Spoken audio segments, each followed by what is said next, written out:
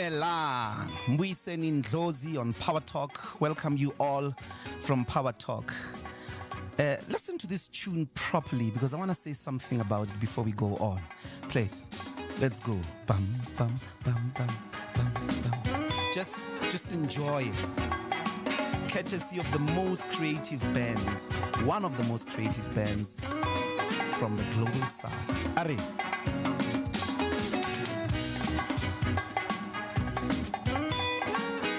A Thursday without a good tune. Are you, Chief?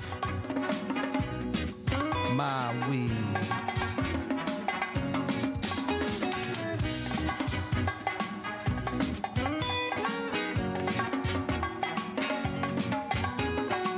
Courtesy of Sankomota. Sankomota is a group that originates from Lesotho. And Sankomota of Frank Sankomota of Fruits of Your Toil. We wake up every morning and the head of state in the United States has gone to basically try and erase, violate a people's image. Fanon once said, 2 centuries ago, a former European colony decided to catch up with Europe. It succeeded so well that the United States of America became a monster in which the taints, the sickness, the inhumanity of Europe have grown to appalling dimensions. The head of state speaks for a country. The head of state speaks for a nation. The head of state, when they speak at all times, that is policy. They are not supposed to draw from the dungeons of ignorance. President Trump claims not to know Lesotho of Sankomota. Chief, let's get him the tune. Trump ran a shop that sold denim jeans. Lesotho is one of the big suppliers from its textile industry. It's one of the big suppliers of denim jeans, in particular Levi, which are, at the moment, is one of the key to Beyonce's performances, to Beyonce's brands. How can you not know Lesotho? Uapara bogati yabona. Mawe. His best friend from South Africa there has applied to have his Starlink in Lesotho as we speak. How can you claim not to know Basotho? Mawe. The United States has a full diplomatic mission, an ambassador, ya Lesotho. Not a consular, a full diplomatic mission. A head of state wakes up in the morning, arahatse bi Basotho. Mawe. When he was playing golf a couple of months, some would say, ago, Uma Peri a t-shirt from Lesotho given by his friend Greg Norman. It's written, made in Lesotho, playing golf. An entire head of a civilized nation, drinking from the dungeons of ignorance. Mawe. When I went to teach at Vets, I used to have a big cultural shock that white supremacists can be ignorant. Lesotho is our people. Lesotho is a country well known. President Trump is just ignorant, and his ignorance is based not so much on the fact of his winning the presidential race, but deep-seated white supremacism. Before we go to the open lines, this is Power Talk with me, Mbuyiseni Ndlozi. Call us, let's discuss 0861987000. What's in your mind today? I'm in defense of the African image, because when he's done with Lesotho, with violating the image of a people, he's not gonna spare you from wherever you are. WhatsApp line 0833037093. Join the conversation with the hashtag Power Talk on all our social media platforms. But to the open lines, we start with this tune by Hot Sticks Mabuse.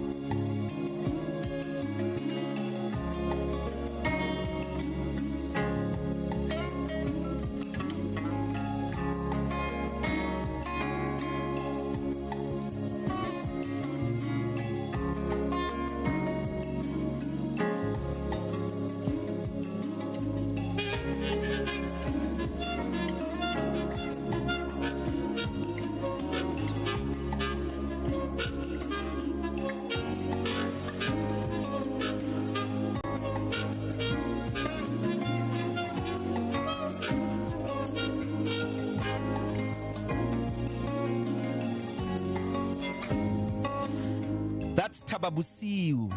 3 tunes come together here. That strange sound, ibitswa lesiba from Lesotho.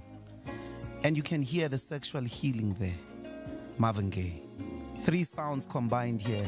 Hot Sticks Mabuse, Marvin Gaye, and Lesiba, Labadisa, Bako Lesotho, Le Freistata. 0861 987 000. Welcome to Power Talk. This is the open line. Join the conversation. What's on your mind this morning? What's on my mind is the constant violation of the African image of the African countries in the plateau of American inhumanism. We're going to start in Tembisa. Boniswa. Hello. How are you? Hello. Welcome to Power Talk. Good morning. Before I comment, I just wanted to ask, when it comes to Trump, I just wanted to ask, hello, baby, underkant, just to make sure they actually arrive. The African country. The Amerikaners. And you know what I thought? Amerikaans speak. Yes, Amerikaans. Drink Americano. I think it fits. Just to make sure that Boniswa, Afrikaans is more an African language than it is a Western language. Bazoishia like Afrikaans Haiti and the colored people and everybody else that loves Afrikaans. It will finally be dethroned as a depository, I think, of Afrikaner supremacy. Don't you think? No, 100%. I'm just like, when Vanya, Thank you very much, Boniswa. And Chef from Johannesburg, welcome to Power Talk. Hi, Dr. Q, how are you? I'm good, thank you. How do you do?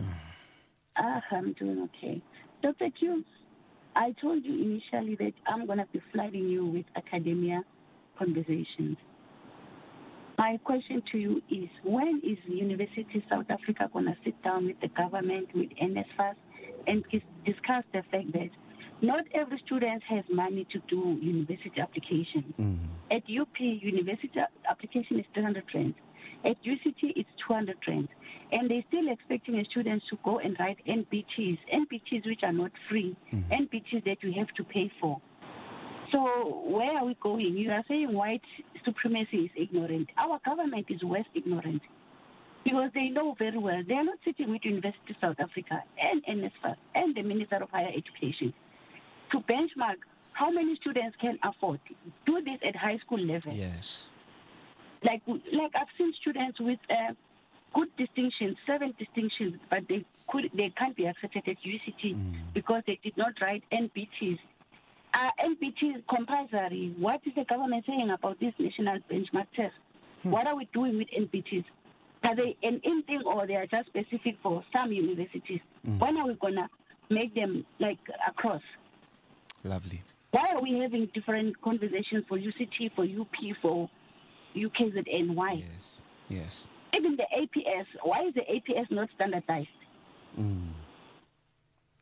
We're going to pick that up. Certainly, I think it requires a full show conversation, application fees, entrance exams, and all of that. And we'll definitely pick it up. And please stay tuned. And thank you so much for calling in. Let's go to TT in Senton. TT, welcome to Power Talk. Doc Fede. Fede Gunjan Matal. Sharp. Great. Just to say that I think you're doing very well so far. Very comforting. Thank you very much.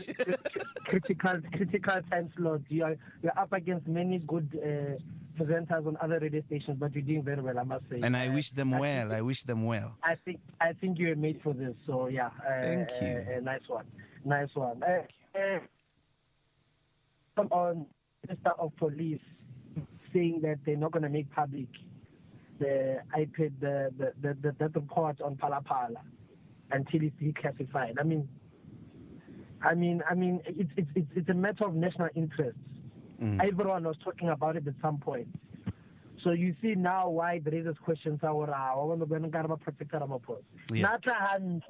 Nata Hunt and then just in jail. And why would you make that not public? I mean, for what reason?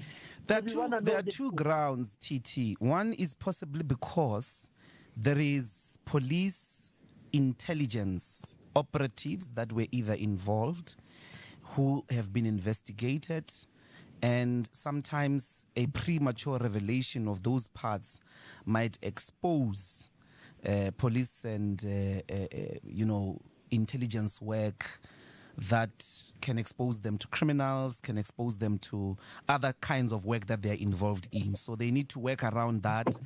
That could be the first grounds. The second grounds is possibly precisely as you say. It does look like an overextension of protection of the head of state. But maybe people should have asked, classified until when? When is the deadline? So that we wait for the declassification in imminent time. But if there are political parties or any other civil society people, you have a right to approach a court and say, let it be declassified. Exactly. Okay, thank you very much, TT. All the best. Ola, thank you. Now for Midrand, welcome to Power Talk. Hey, how's it? Fede. I'm good, my man. You talked about something, disrespect of the African countries, right? Yeah. And then it led me to thinking, isn't it history repeating itself? Mm-hmm. Part of history is not repeating itself in terms of defending our resources.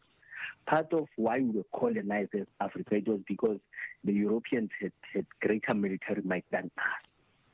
And then yesterday I read online that the European Union is undergoing rearmament, or they have planned for rearmament. Yeah. And then I look at Africa, I'm like, if these people, these hypocrites from the West, they decide that, no, you know what, we're going to go there in Africa and then we want resources, based on their military might.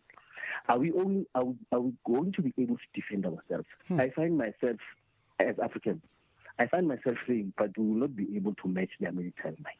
Then I'm looking at what lessons have they learned from history? I mean, leadership in Africa. Yeah. We lost our resources because we lack military might. And then if they do it again, they're still going to succeed. Yeah. Isn't this a disappointment? We are short of leadership in Africa. Terrible. Thank you very much, Neo. Thank you very much. Our capacity to defend our autonomy and sovereignty as the continent. Abna in harte beerd sport dam, I guess. Welcome to Power Talk. Good morning. Good morning, brother. Good morning. And thank you. We now know where to find you when we're looking for you.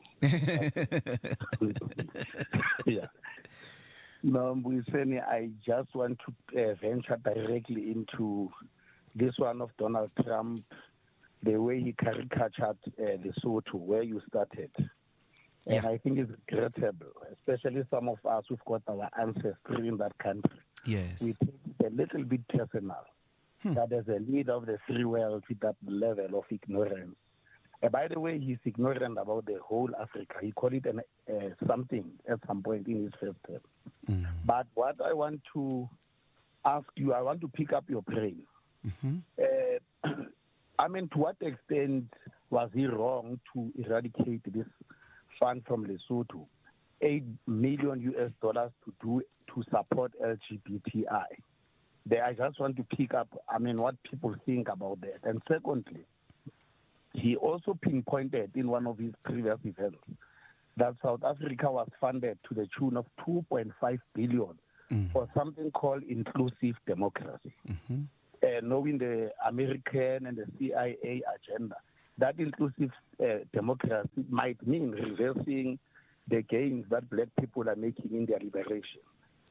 So I just want to say that although he is very weak and lame duck in many things, the way he does things, but the substance of the things he's raising about the cutting of this formula, don't you think it fits directly to liberating the people who must enjoy their sovereignty without the influence of the USA? That's just my point, my brother. Thank you.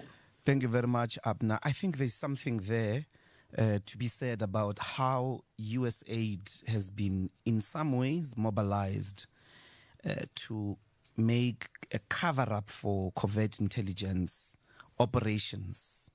This is the standard truth.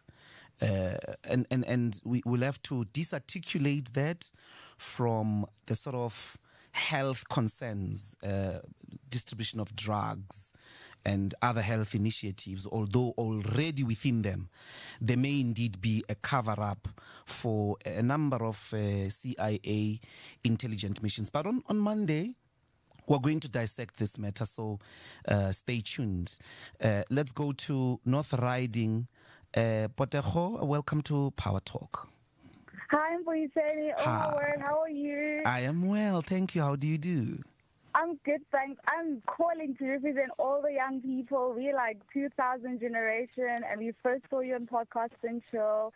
We're absolutely excited to have like a young person leading us and guiding us. We're super excited, and we're just cheering for you. Thank you so much. Learned so much from you, like political education, black consciousness. We're just cheering for you. I know my generation, we're not calling in, but trust me, we're all listening. We even have a WhatsApp group for that. Thank you. Maybe you want to include me in the WhatsApp group, eh? We definitely will. You're the people's babe. We're excited for you. Please stay online. Fano is going to give you my number so that I can be part of the group. Okay? Okay, cool. Thank you. Lovely. Awesome. Nkateko from Johannesburg, please welcome to Power Talk. Hi, Mbuyiseni. How are you? Hi, I'm fine, thank you. How do you do? I'm good. Oh, it's wonderful speaking to you. I just wanted to contribute to the show in terms of what we could be hearing more of. Yeah. I think it would be great to hear more empowering African voices, not just in the country, but within the continent. I think there's a narrative that Africa is broken, that there's no good leadership, that things are just rotten, there's corruption in every corner. I think it would be wonderful to elevate Africans in that sense, to spotlight what is working, what is great, and what we can learn from as a country and as a people. Excellent. Thank you so much. Thank you so much, Nkateko. Thank you. We're going to go to Advocate Sipho Mantula in Johannesburg. Welcome to Power Talk, Advocate. Mafrika Busile and to your listeners. Mbuyiseni man, sad news of the passing of Ntate Khomolemo Mokai. I think it is something that it has had most of the Black Consciousness members. More so as a right, one thing about Ntate Khomolemo Mokai, and close to even Robert. The famous Robert McBride, he has even written his thesis around his life. And I think it will be befitting for this Shavilanga massacre to remember Ntate Khomolemo Mokai. And finally, as we're talking about the African pride, I think our pride was justified today in 1957 when Ghana got liberated. I will always move away from the word gaining independence, because you don't gain independence. You are fighting for that for that independence. So I see it as a liberation of Ghana from Britain on this day that Nkrumah was able to articulate clearly that the emancipation of Ghana will be meaningless if it is not linked to the one of the continent. More so, you look at Western Sahara. You look at Somalia, Somaliland, you look at Sudan and North Sudan. You look at those areas who are still occupied by the former colonizers' interest.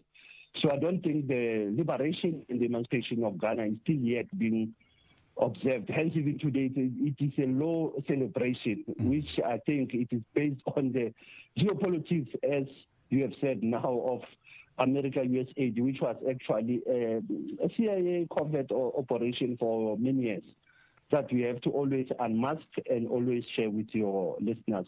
Mafrika Pula, and all the best as we have already started this week. Very, very well. Thank you very much, Advocate. Thank you. This is Power Talk with me, Mbuyiseni Ndlozi. We're on the open line, 0861 987 000. Our WhatsApp line is 083 303 7093. Join the conversation on social media. We also have, we are live on YouTube. If you are outside the terrestrial networks, you can find us online on YouTube on the official Power page. It's time for the headlines with Nompumelelo Ngubeni. Stay tuned.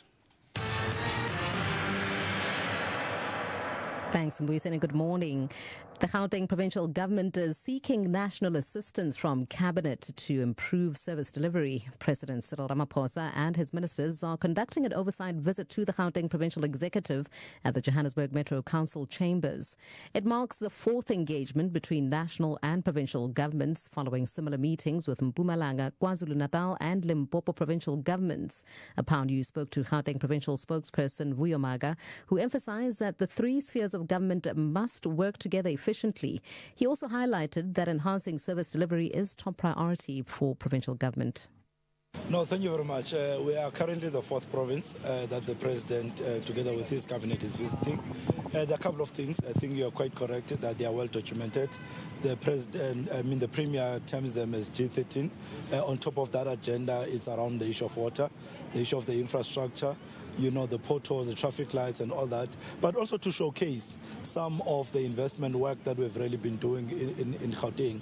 But importantly, where are the challenges and where exactly do we need an assistance from the national government so that they are able to focus on those particular areas. So we're quite happy that the president is here. So because different ministers will be here and will be able to say, we need an assistance with this particular project and it actually needs an approval.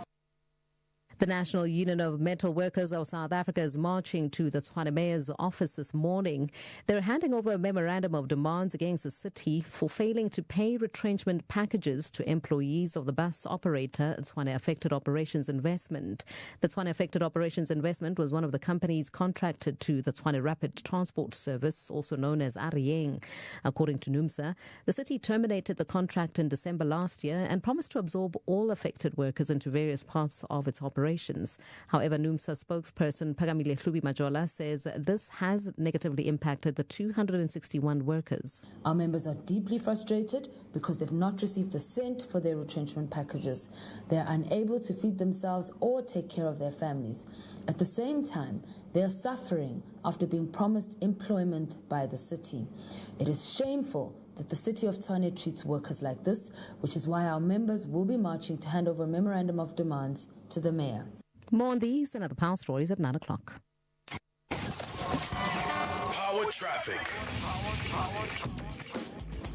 A very good morning to you once again, and let's check out what's happening in your roads. If you are traveling on the N3 southbound in Bedford View, there's still that broken down vehicle that's near the Van Buren Road exit, and that is still causing delays that start shortly after the Linksfield Road off-ramp. If you are traveling on the N12 and the R24 westbound, those routes are also affected by that vehicle that's broken down as you're headed towards Guluva's. If you are traveling on the M1 southbound, there's some slow-moving traffic. It's not really backed up, but moving rather slow as you are approaching the Kilani Benz area. Jan Smuts Avenue southbound in Hyde Park is slow as you are passing the Hyde Park corner. You can also expect delays as you are traveling on Cross Avenue northbound. That's as you are traveling out of Melrose, heading towards the Central Avenue intersection. That's in Ilovo. If you are traveling on South Road westbound in Morningside, traffic is backed up as you are traveling towards the Morning View Shopping Center. And remember, if you come across any further traffic incidents, tweet at Power987 Traffic. For Power Traffic, I'm Leuham Pukela. Power traffic. Power Drive with Thabiso Kotane. There I go again, Fifi. I messed it up again. Cricket match is not over. Oh! Somebody sent me old information. Yes. No, it's not over, guys. Oh, okay. It's just not over. Somebody misled me and said, there they go again. Mm-hmm. Sorry, guys. Your pretty little bubble is still floating in the air. Sorry about Order has been restored. See, trusting people with this information is also I'm not doing yeah, look at what happened to me the last time I trusted someone with information. Kandate Budan. And that individual knows exactly who they are. I remember that. Yeah, that's a perfect example. And I hope you're listening. No. That's a perfect example. You said he's gone. Yes. Yes. Off of trusting someone's word. There we are. So sorry, guys. I've got a Kaizer Chiefs sign in the air as we speak with regards to that. We'll wait for Kev. Should not involve myself in things that I know very little about. Power Drive, weekdays 3 to 6 p.m. on Power 98.7. Power Drive is proudly brought to you by the Road Accident Fund. Your trip shouldn't end with RIP. The Road Accident Fund, an entity of the Department of Transport. Power Breakfast. Breakfast on Power 98.7. Gauteng is a buzz because the president is coming to visit. From where? The resident of the province, eh? The number one citizen who happens to reside in He lives in the province for 2 days. He's contingent of his ministers along with him. And we're told that he's going to do oversight. What is the state of the cities? And this coming at a time when the mayor of this very city of ours, which is touted as the world-class African city, is torn deaf. The same mayor who said we shouldn't expect much from him. Though. What a legend. Where has the president been? Why is he not in touch with the crisis that's happening in the city of Joburg, the city of Tshwane, the city of Ekurhuleni? Power Breakfast with Tessa Dooms. Weekdays 6 to 9 a.m. Power Breakfast is proudly brought to you by Telkom Business. Possible begins here. Send us your voice notes on 083-303-7093. Good morning, Mbuyiseni. This is Sami. It isn't that Donald Trump does not know about Lesotho. No, he knows that country very well. In 2017, he was talking about Namibia, and he intentionally said Nambia, as if he doesn't know what Namibia is. He referred to Namibia as Nambia. So this is what Donald Trump does. He does things to stir up people's emotions, intentionally so. And if you guys gotta get outraged about it and you start making all the noise, you are giving him exactly what he wants. You are falling into his trap. Morning, Power Talk. Morning, Dr. Ndlozi. It's Makuntle from Vale, the good doctor. I get to because you know when I'm out to the Sagorle, Philadelphia, Mare, Ulukile. I get to war Luki Saga Pausenia Maya Rona. Kadlu Wagatavatan Sankomota. I could not take up on the background. Oh, I came to this one, Namare on a table. Thanks for the great show. Power Talk with Mbuyiseni and Ndlozi, where your voice is heard and opinion matters. We're still on Power Talk and open line 0861987000 with me, Mbuyiseni and Ndlozi. Great messages there from our WhatsApp lines. Keep them coming. We do that on this show. Your voice matters, your opinion matters, even if it disagrees with what we are saying. And I'm going to go to Pretoria. Sello, welcome to Power Talk. Honorable Dr. Man of God. Honorable Sello, welcome to Power Talk. I say, without any waste of time, I think this is very concerning about the security of our country. For so long, leadership from the political point have been neglecting the very sensitive issue to a point whereby we end up seeing our young soldiers being affected in DRC. That thing, it's a sign that shows we are lucky. So we can talk about good country, good advocacy for the world and Africa. But if our military is not strong, we are not really enforcing engineering companies like Dinel and trying to make our own stuff and defending ourselves and standing up as a big brother of Africa, then we will be just to be a lip service. So my worry is we as leaders, we need to check the issue of how we address the security, because until we start to see that we are being invaded, that's where then we will realize that we have messed up with security in our country. That's my point. Thank you so much, Honorable Sello from Pretoria. Let's go to Sam in Randburg. Thanks for holding, Puti. Welcome to Power Talk. Mbuyiseni, welcome, brother, and congratulations for your new career and making it to Power Talk. Very, very much excited. 2 points, maybe 1 point, quickly. I'm going to comment on what I think people like you should be doing next. And people like Ubongani, the guy that was mayor for Midval, and he achieved a clean audit for 10 years. We don't need to lose those guys in politics. So I think we can take a leaf from AfriForum. If there's one thing that white people beat us, they are very organized. They are highly organized. Yeah. If I look at their numbers, I'm not sure if I'm correct on the numbers. The AfriForum, they say they have 300,000 members, and they contribute something like 150 per month. But the latest number is 600,000. Yeah. And if you multiply that, it's almost 100 million a month. And I'm saying we need to start a fund. You guys need to start a fund like that. That will work on behalf of the interest of black people. Because I don't see the government changing. I don't see the comrades saying, no, we're going to stop eating now. That horse is bolted. It's way too far. So we need to find other... I went to Korea, South Korea some time ago, and I was in a station and there was a McDonald's. And next to a McDonald's, there was exactly the same outlet, but that was branded in Korean. That sold exactly the same thing that McDonald's sold. So it was a copy. Chinese are doing it. So instead of us saying, no, treason, let's be organized and get credible people who can run a fund. We know that money is power.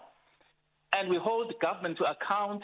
If they don't want to fund NGOs, we take them to court. We buy farms. We buy stake in the bank that they are trying to start now. But all I'm saying is that you can lead that revolution, and I think I can sacrifice a pizza over a week. I'll be in touch, Chief. I'll be in touch. So that's a challenge to you, and it would be nice to get those people that we know that are good back in Vice Institute, like Bongani and all from different parties, because we know that they are good people. But we need to find a different strategy of how to tackle this monster that the crisis that we're facing. Thank you, Mbuyiseni. All the best. Thank you, brother. Sam. Thank you very much. Steve Libelo, welcome to Power Talk. Hi, Dr. Ndlozi.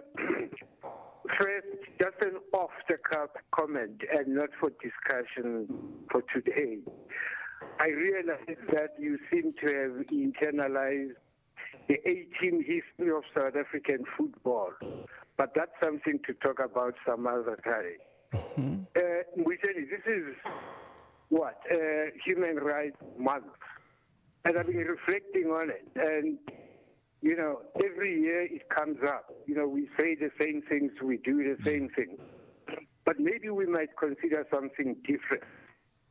I'm actually thinking that something to reflect on is that the day itself is associated historically with Robert Sobukwe and the PAC. But maybe this is purely an academic question. How then do we explain that 24 years later, and 24 years later would be the 3rd of September 1984, when once again the violence erupts into some kind of mass protest? How is it that in that period, the people of the Vaal have turned their back, or their backs on the PAC, and it is actually an internal organization, the UDF, that's aligned to the ANC, that's organizing the masses, from September 1984, throughout. That is something that needs to be explained. Has it got to do with the paralysis of the PAC during that period, and if so, what caused it? These are interesting questions that I think we need to reflect on. But before I sign off, that I'm actually worried about the discourse in South Africa about the Great Lake region.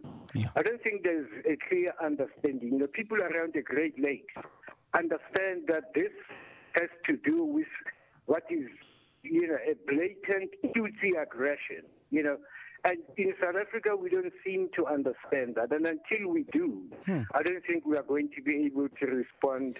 Let's pick it up. Let's pick that conversation up and those claims of so-called Tutsi aggression on Tuesday when we discuss the question of the DRC, Temba.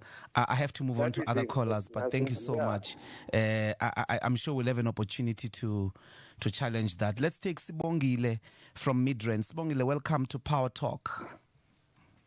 No. Please, I'm not coming to comment about anything. Okay. Yeah, no. I just wanted to inform you that we have a story to share about our grandfather. About? Our grandfather. Okay. Do you want me to put you on and our producer will listen to the story? Yes. Okay. So yeah. All right. That's fine. Yeah. Thank you very much, Mama. Okay, let's go to Temba in Saldanha Bay. Temba, welcome to Power Talk. Good morning, Doc. How are you? Brilliant. You know, Doc, I just want to, people were complaining about Donald Trump working in Lesotho. No, Donald Trump was speaking to American taxpayers, telling them that more than $8 million were spent in Lesotho supporting the LGBTQ+. I'm not against those organizations, but you know in America, most Americans are against this group. So, was not working in Lesotho. The Lesotho must relax. You know, they must relax. Was working there, was talking to American taxpayers. You know.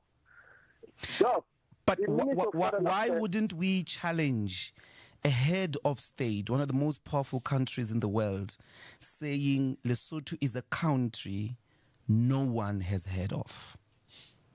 Why erase Lesotho? Because those taxpayers wear denim jeans. And those denim jeans come from Lesotho. There is an actual trade relationship between those two countries. There's an actual diplomatic relationship. Why erase Lesotho in the heads and in the public discourse of the taxpayers? Why is that right? Why is that something we shouldn't respond to? The reason he was raising, because he was telling Americans that the reason they cut the USA aid, the USA aid was used in a corrupt manner, in a manner that many Americans they don't support. But why erase Lesotho? You can say that without saying Lesotho is a country no one has heard of, when Lesotho has an actual trade relationship with you. Over 60% of Americans wear jeans, denim jeans. They've got a diplomatic mission in Lesotho. Can't you make that point without erasing a country? That's the point here. Yes, that's the point, because Donald Trump is Donald Trump. He will say what he wants to say, but the reason he was raising was talking to American taxpayers. Okay. You know. All right. Thank you, Temba. Thank you very much. Let's go to Midrand. Mandla, welcome to Power Talk. Dr. Ndlozi, how are you, sir? Yeah, I'm good, brother. I want to canvass an issue with you, particularly on this matter of erasure of Lesotho by President Donald Trump, and propose to you that we might be doing the same, or we must not be found doing the same when it comes to the issue of Palestine and Palestinians. Yes. Because we generally refer to it as the people of Gaza, or the situation in Gaza, or the conflict with Gaza. But in actual fact, epistemologically, we cannot erase Palestine, because if we continue to speak like that, then we are raising Palestine and the people and the Palestinian people. Furthermore to that, I would say if we exercise conceptual discipline, calling things what they are, we should also not even call it the Israel-Palestine conflict, because it's not a conflict. It's not two equal sides in a war. It is an Israeli occupation of Palestine. That's what it is. So on this bandwagon of erasure of a people, of nation states, I think we should be aware and be wary of erasing Palestine and the Palestinian people, and we should actively and consciously refer to it as Palestine at any given chance we have, and the Palestinian people, so that we keep the resistance alive. Thank you. Thank you very much, Mandla. That's a powerful one there about the erasure of Palestine, and at some point we're going to delve deep into that. If you've just joined us, this is Power Talk with me, Mbuyiseni Ndlozi. Our studio line is 0861987000, and our WhatsApp line is 0833037093. You can also watch the show live on our YouTube page. We're going to go to Mpho in Bryanston. Mpho, welcome to Power Talk. Good morning, Mbuyiseni. Good morning. My call is just about the love I have for the station, Power FM. And for that reason, I'm going to sum up what I'm going to say in less than a minute. The subject matter that I'm going to put on the table today is what is called the power of Guluva, the triangle. The triangle in this instance it will mean Guluva, the home, your birthplace, and the school that gave us you, Guluva High. Therefore, the triangle is going to be what I will just hope to hear and see in your journey with the station. Power FM in the triangle will have the Power FM. The station will have Power Family, the listeners, and the stakeholders. Can be business, can be government. This triangle can be what makes the Power Talk a place to be every morning between 9 and 12. I think that can make me happy. In short, that is what I wanted to say. The call is about the signature, the signing off, the reference, and the benchmarking, which I can one day, when I hear the end of the show, I can have hear the way the power of Guluva. I think I know you can turn it better. I think that signing off. Yes, sir. The signing off is all I can say. If I can hear and be reminded that you come from Guluva and the school has that shaping you, without saying it, but having to hear the power of Guluva. The power of Guluva. To you, we say power. Yes. Thank you very much. Thank you. Kagiso in Bloemfontein, welcome to Power Talk.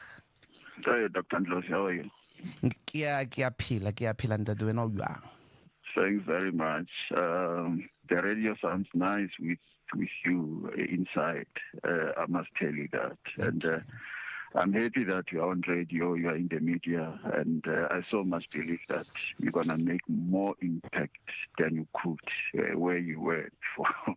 And all the best. Yes. I want to talk about the power of the politics and the power of the economy. You know, 1994, we attained power as black people. Yes. And we played with it. We became complacent. We became disorientated. We chose to be dizzy and not knowing what to do and where to go. And what is happening now after 30 years, what people are showing us, or what do you do when you have power? The entity like the DA, they are playing nice cards. They are very calculative. They are playing politics with us, black people, because they know that without our vote as black people, they are going nowhere. If you can check how these people masquerade the DA, they act as if they don't have relationship with the AfriForum. They act as if they are not playing or dancing for the same tune with the AfriForum, of which they do. They are now being into the White House as well after AfriForum. The World Bank is also saying South Africa must relax labor relations, PEE, and so on. In other words, what the World Bank is saying, they are saying we have to relook our redress program. My question is it coincidence that World Bank will have this stance after we have seen what has been happening about AfriForum and so on, and what Donald Trump has been saying and what Donald Trump has done with the USA aid to Africa? And yesterday or the day before, AfriForum was busy making joke about Lesotho. Like this guy was going on and on making joke about Lesotho as if he doesn't know where Lesotho is. He doesn't know whether Lesotho exists or not. So you see, misplaced energy is very dangerous, Dr. Ndlozi. I hope you agree with me on that one. You know, when I'm sorry, just wrap up so that we can also get others. 20 seconds? No, 20 seconds? I'm actually done, yeah. Oh, okay. Thank you. Misplaced energy is very dangerous. Yeah. That's where I want to leave it. Thank you very much. We've got to make sure that we channel our energy in constructive ways. Tumelo from Velcom, welcome to Power Talk, and thanks for holding. Hey, Hey, my dog, how are you? I'm fine, brother. How are you? No, I'm super califragilistic expialidocious.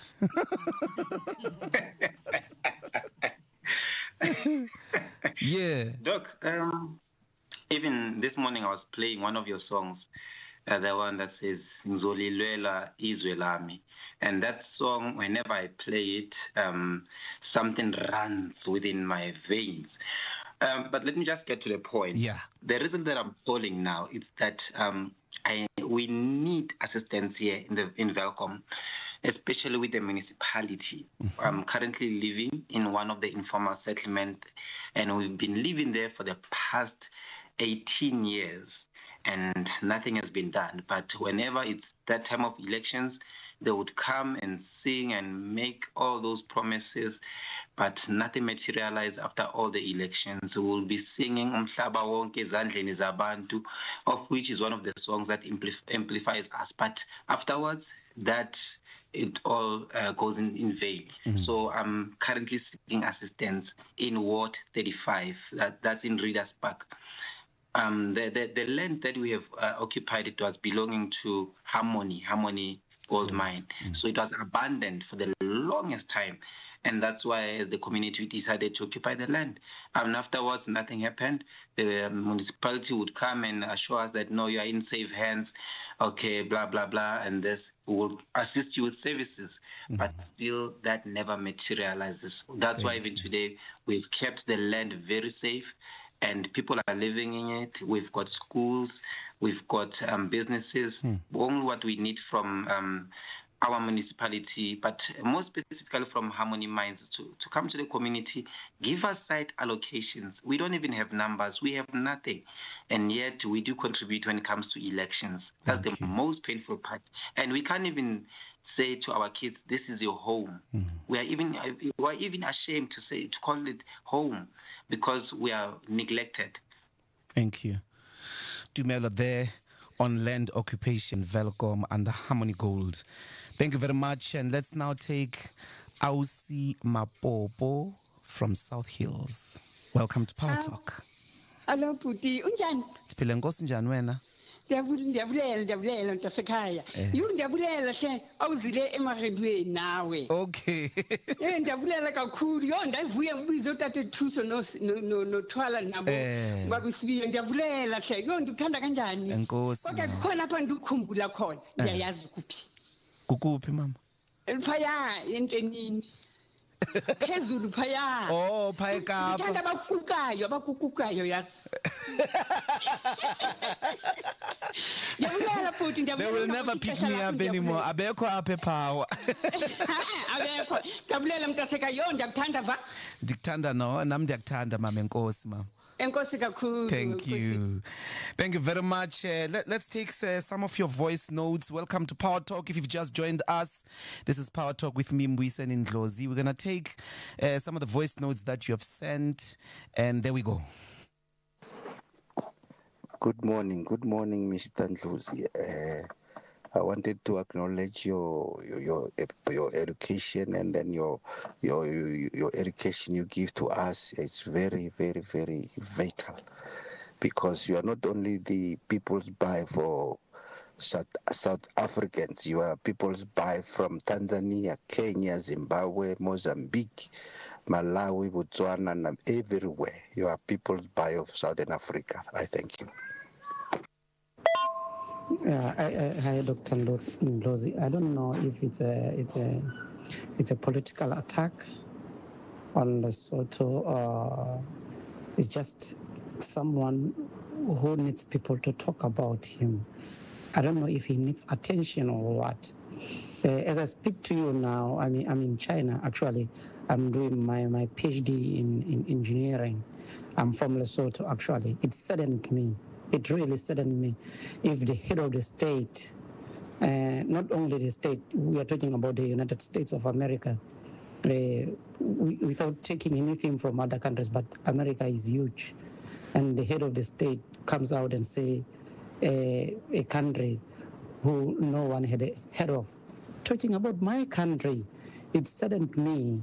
It's really painful. It's really, really, really painful. I don't know what can be done to such leaders? But something needs to be done. Thank you very much. This is Power Talk with me, Mbuyiseni Ndlozi. Thank you for those voice notes. From 10 o'clock, we've got an honorable guest, Pastor Art Boshoff, that we'll be speaking to. Stay tuned to Power Talk. We're going to take the news on the top of the hour with Nyakalo Tefu. Thank you very much. Power News. Thanks, Mbuyiseni. The top stories at this hour. President Cyril Ramaphosa is conducting an oversight visit to the Gauteng Provincial Executive at the Johannesburg Metro Council chambers. And NUMSA members are set to march to the Tshwane Mayor's office this morning.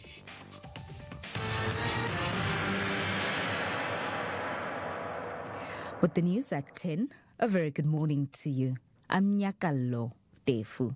The Gauteng provincial government says it is seeking national assistance from cabinet in order to enhance service delivery. President Cyril Ramaphosa and his cabinet of ministers are conducting an oversight visit to the Gauteng provincial executive at the Johannesburg Metro Council chambers.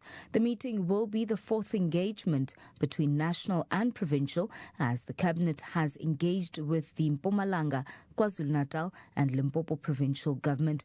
Pani spoke to Gauteng provincial spokesperson Vuyo Mhaga, who says the three spheres of government must function optimally. He says service delivery is of top priority for the provincial government. No, thank you very much. We are currently the fourth province that the president, together with his cabinet, is visiting. There are a couple of things. I think you are quite correct that they are well documented. The president, the premier terms them as G13. On top of that agenda, it's around the issue of water, the issue of the infrastructure, the potholes, the traffic lights and all that, but also to showcase some of the investment work that we've really been doing in Gauteng.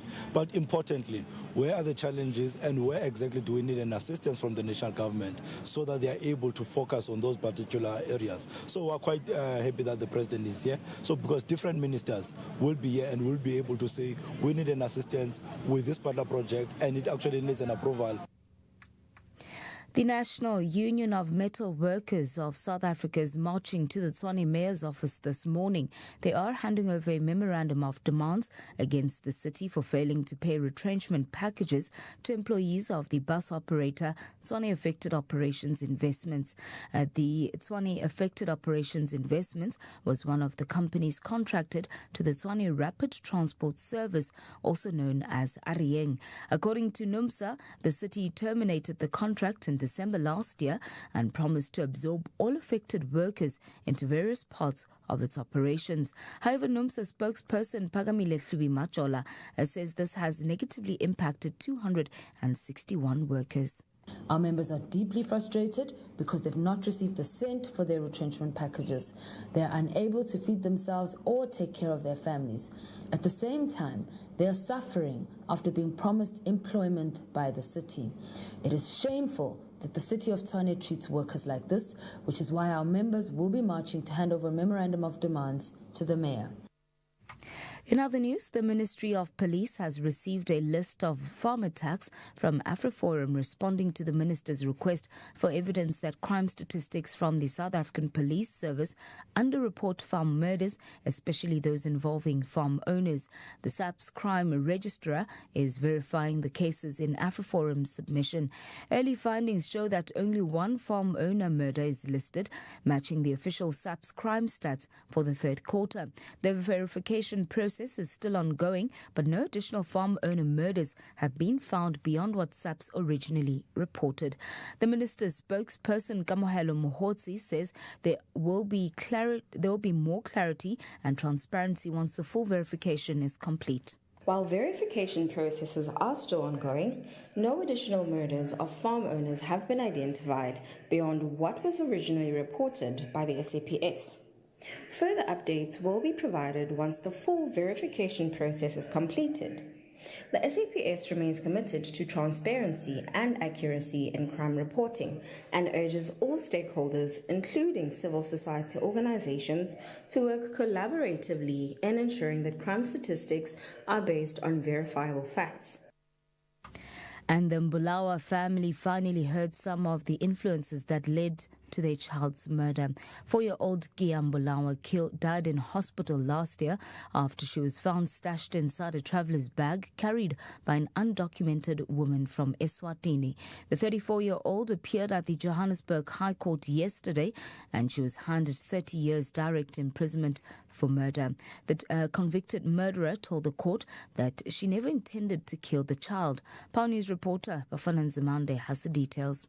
Eswatini national Nonhlelelwa Matsebula arrived in South Africa in 2018 hoping to get a job. Matsebula could not get a stable job because she entered the country illegally. The 34-year-old then started selling sweets on the side of the road, but her business was not making the desired profit. Matsebula last year came up with another plan to kidnap 4-year-old Mbuyiseni and demand a ransom from her parents. Prosecutor Colin Ryan read Matsebula's plea and sentence agreement statement in court.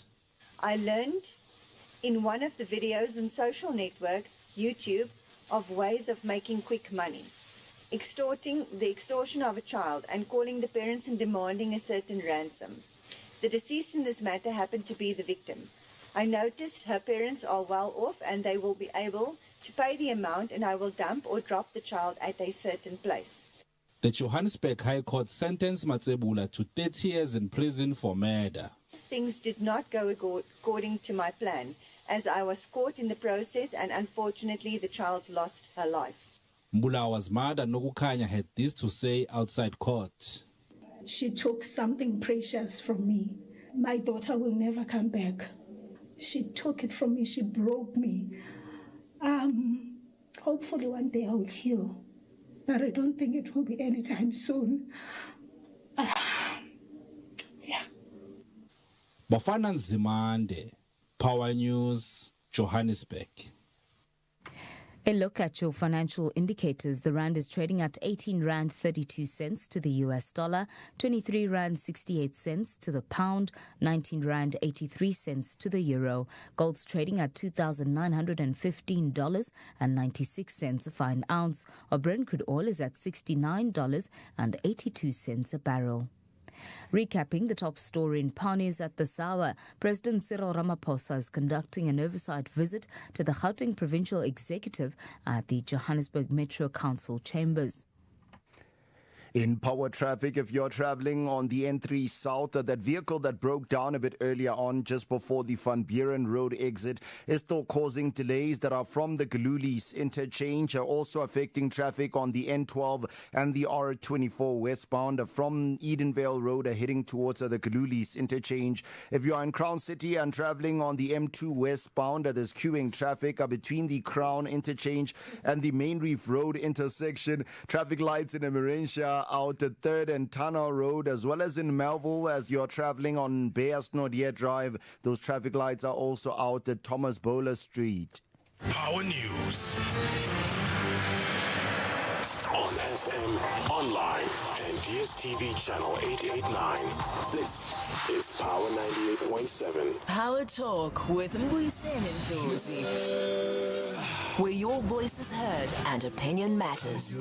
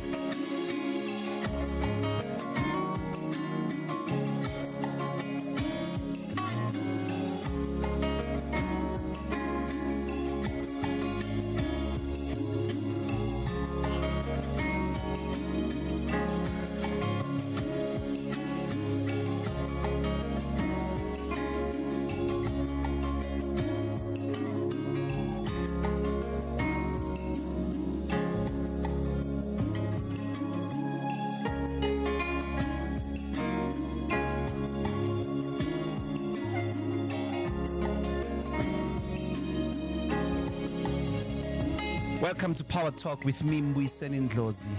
Well, with the pastor of Christian Revival Church, pastor at Boshoff, Adam James Yekuobas Boshoff. So bizan bonke, so we can join and hear the men of God. Marasale thaba bosiu. Hobane Lesotho le bohlokwa.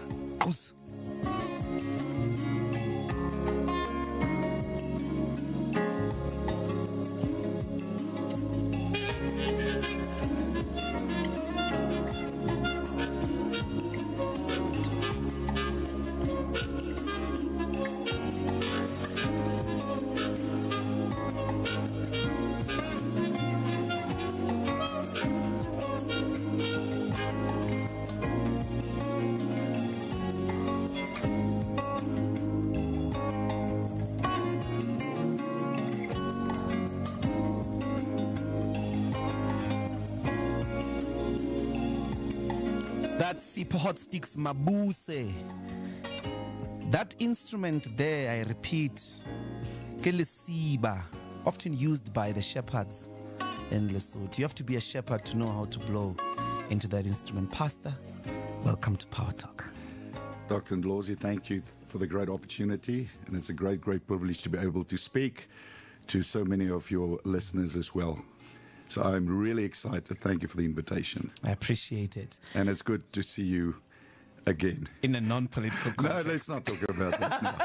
I came to the church and we fellowshipped at around 2016. Yes. Powerful service you gave. Right. Yeah, very, very energetic and well-organized church. Yes. The branch in Bloemfontein. Well, all the branches are very well organized. Yeah, my limited experience. Yes. It was a lovely time for me, and thanks indeed for joining us. There's a lot of excitement about your coming to our station, but let's start in the beginning. Could you just take us through from the school, the army, to when you sort of meet or become saved, as it were? Yes. The moment of salvation. Just that as a build-up. Thank you for the question. Mm-hmm. I grew up in South Africa, and it's important for me to share this. Yes. Because there are so many forces trying to divide our country again. And I come out of a very staunch, right-wing, Afrikaner background, believe it or not. Yeah. So I was raised in school and went to school once a week in a military uniform. And we were indoctrinated as young people. I know people don't want to hear this, but apartheid indoctrinated us.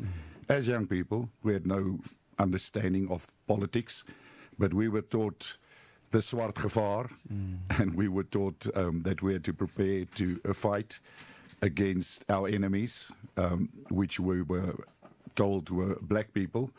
So unfortunately, I grew up in a very segregated society, in a very racist society, and obviously lost my way totally, stopped going to church, nothing made sense to me, got involved in a sinful lifestyle, which I don't really like to talk about, but it was a bad life. Got involved in a lot of racial incidents, got involved in drugs, alcohol, and everything that goes with that.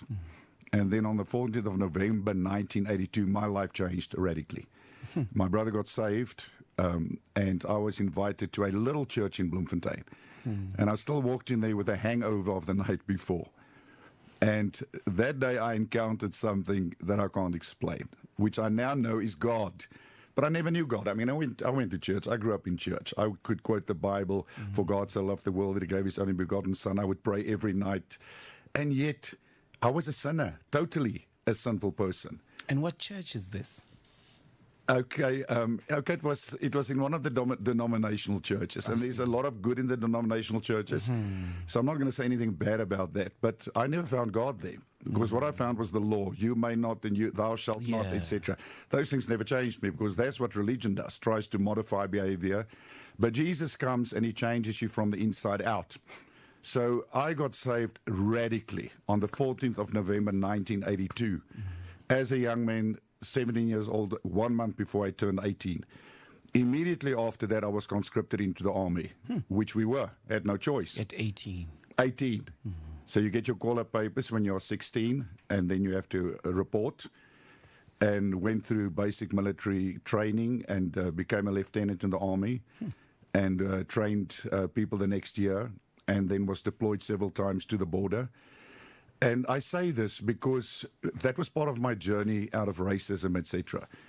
To be a Christian, and still I was in a church that believed black people and white people were different. And that began to bother me, because I sat with a pastor, and thank God I got saved on him, but I mean, his understanding was, we are called for the whites, we are not called for the black people, etc. And I couldn't understand that. So when I was in Angola, I think this was the final thing that changed me, was in 1988 with the last war, and there were 50,000 Cubans there. And I beg your pardon? The Battle of Cuto Carnaval. There we go. Yes. Cuto Carnaval, yes. And we got stuck there at Tampu trying to take the objective South African forces.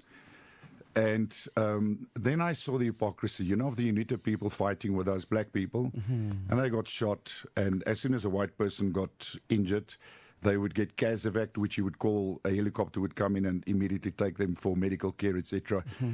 And I saw the hypocrisy of this whole war. It opened to me that this was unjust, that our government then did not care about black people. We used black people.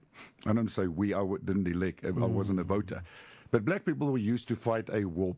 This country was indoctrinated. This country was in a bad, bad, bad place. So, Pastor, you're saying in the army, in the South African army, yes, deployed in Angola, there were African soldiers, black soldiers, within yourselves. Yes. And there would still be a discriminatory attention to the injured. Totally. I mean, a 3-2 battalion, which were mainly Portuguese black soldiers, and then also UNITA that we fought with. Yes. And could just see that lives didn't matter to anybody. It was a political game. So my journey out of racism, and I want to say that because it is a journey, wasn't just when I got saved. I got saved, got spirit-filled, spoke in tongues, went to church, raised my hands, but racism was still in me. And the journey out of racism was, part of that was the military camps I did. Another part which was very important is mission work I did. And I tell this, I don't want to say being ashamed, but it was part of my journey. It is what it is. 1986 went to Botswana, 1987, 1988.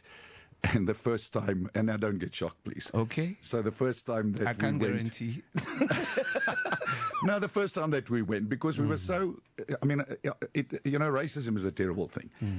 And the interpreter that went with, Pastor Adel Machudi, I still marked his water bottle and his cup, and to make sure that nothing got mixed, etc. And we stay here, and he stayed over there while we're preaching the gospel. We're getting people saved, etc. But I mean, we are living segregated, and then I began to realize, but people are the same. People are the same, because I came out of an era, and this is important for us, that the way you are raised determines your value systems. So no child is born a racist.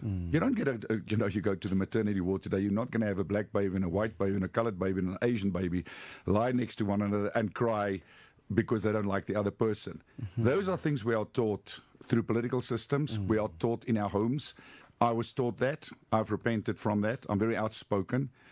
I've been hated by many white Afrikaners, unfortunately, because of that, because I understand how deeply racism was ingrained in us, and it was a system that had to be dismantled.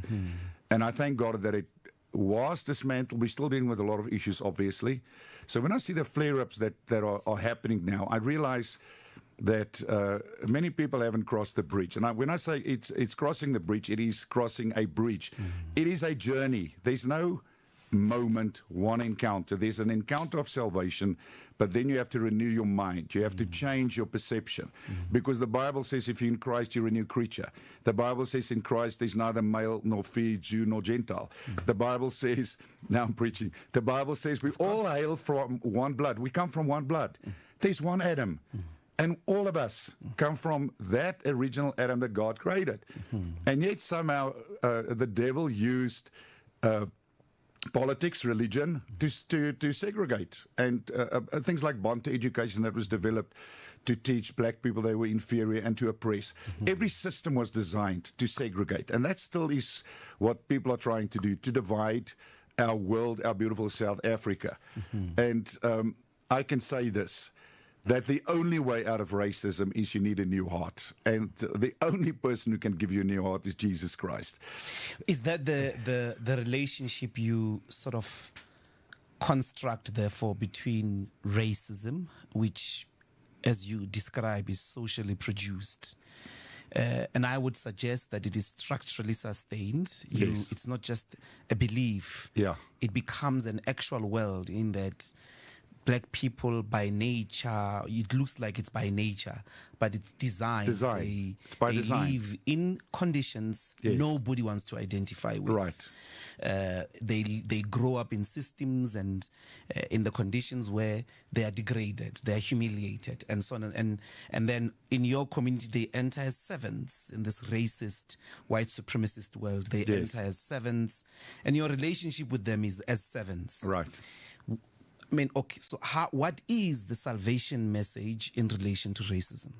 The salvation message is very simply what Jesus came to bring, which is love the Lord your God with all your heart, all your soul, all your mind, all your strength, and love your neighbor as you love yourself. And mostly in the Bible, when Jesus deals with your neighbor, it's somebody of a different culture. Yes, it's the person that crosses your path. But if you look at the Good Samaritan, he was of a different culture. If you look at the woman at the well of Samaria, and those Samaritans were despised by the Jews at that time. That's why the disciples were so shocked when they found Jesus sitting with this woman, not just because she was impure, but the Jews looked at the Samaritans as dogs. They looked at them as inferior. And that's what apartheid produced in white people, and that black people were inferior. So to deal with that, yes, it's institutional, and yes, it's something that is sustained, and yes, people on both sides, I have to say, exploit this to control, to manipulate, to divide, for power, for whatever. We can get into those discussions if you want to. Yeah. But from a church point of view, we have to be very, very blatantly honest, and I have been. For the last 30-something years, I have been. Since my eyes opened that there is no place for racism. We were created equal in the sight of God, and that means I accept you for who you are, as you are. I cannot discriminate based on skin pigmentation, because let's be honest, I'm not white. You look at me, I'm peach pink. Peach pink. There's nothing. Well, your shirt is white. Yeah. There's nothing. There's nothing white about me. So we're all colored. I'm sorry. It's just how it is. So when Madiba came with the Rainbow Nation, he was correct. We have diversity. We are people. We are the same. The intellect is the same. People who were previously disadvantaged, they were denied certain privileges, which has created a backlog in South Africa. And for that to be fixed, the church has to be honest in the message. Yeah. Not just preaching salvation, but preaching reformation as well. Because Jesus never just came to get you to heaven. He came to get you to a better, to be a better citizen on this earth, to be a contributor. I see. So he abolished everything. I mean, he abolished sexism. He abolished racism. He addressed every challenge of the day. And that's where people miss it. People think the church should not engage in politics. But I mean, with over 70% of our people living in poverty, with unemployment the way that it is, 2 million AIDS orphans, etc., how can we not address these things? I know I'm saying a lot. I'll be quiet now. But, don't worry, I'll interrupt. in Luke chapter 4, if you look at the scripture, the Bible says, the Spirit of the Lord is upon me. He's anointed me to preach the gospel to the poor. He has sent me to heal the brokenhearted. Now listen, he says that in an order, because when people are poor, naturally their hearts are broken. I think there's no greater curse on this earth than poverty, because it takes people's dignity away. It deprives people of hope, of dreams, of visions.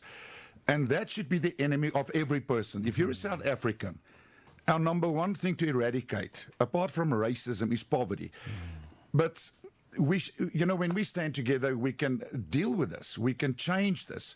And I believe that's what God wants in our country. But it starts with every individual to have an encounter with God. Because if your heart is not changed, you will never have compassion for other people.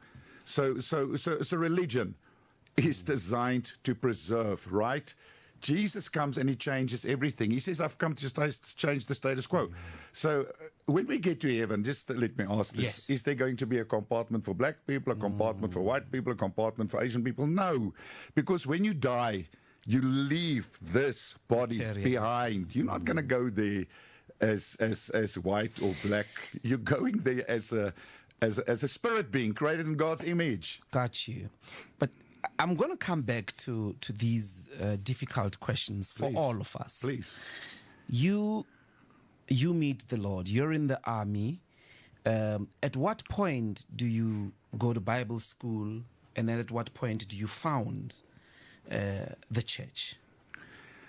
So I got saved in the church and then immediately drafted into the military. Then I went to university and started studying law. Then the call of God came upon my life very strongly, and I went to Bible school at the same time, and I had to make a decision, which was a huge deal for my dad, by the way. He was a white Afrikaner, very politically minded, and I wanted to be a lawyer, believe it or not, and then go be an advocate, and then go into politics.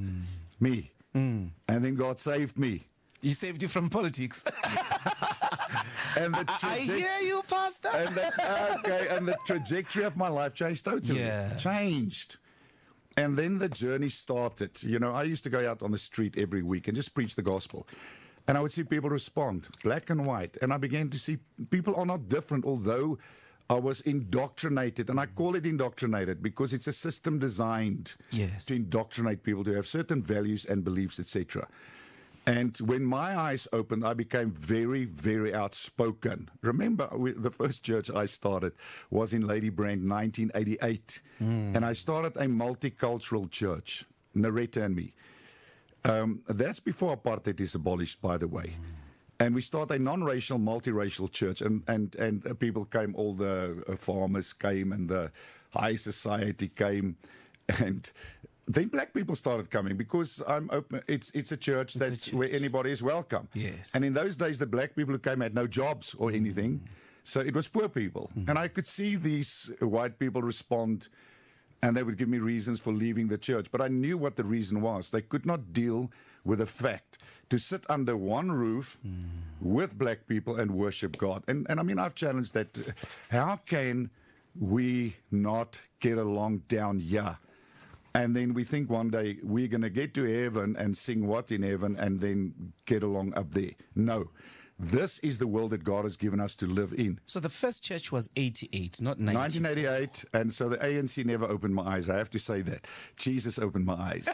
And my first pastor I ever employed was Pastor Edward Kwena. That was in 1989.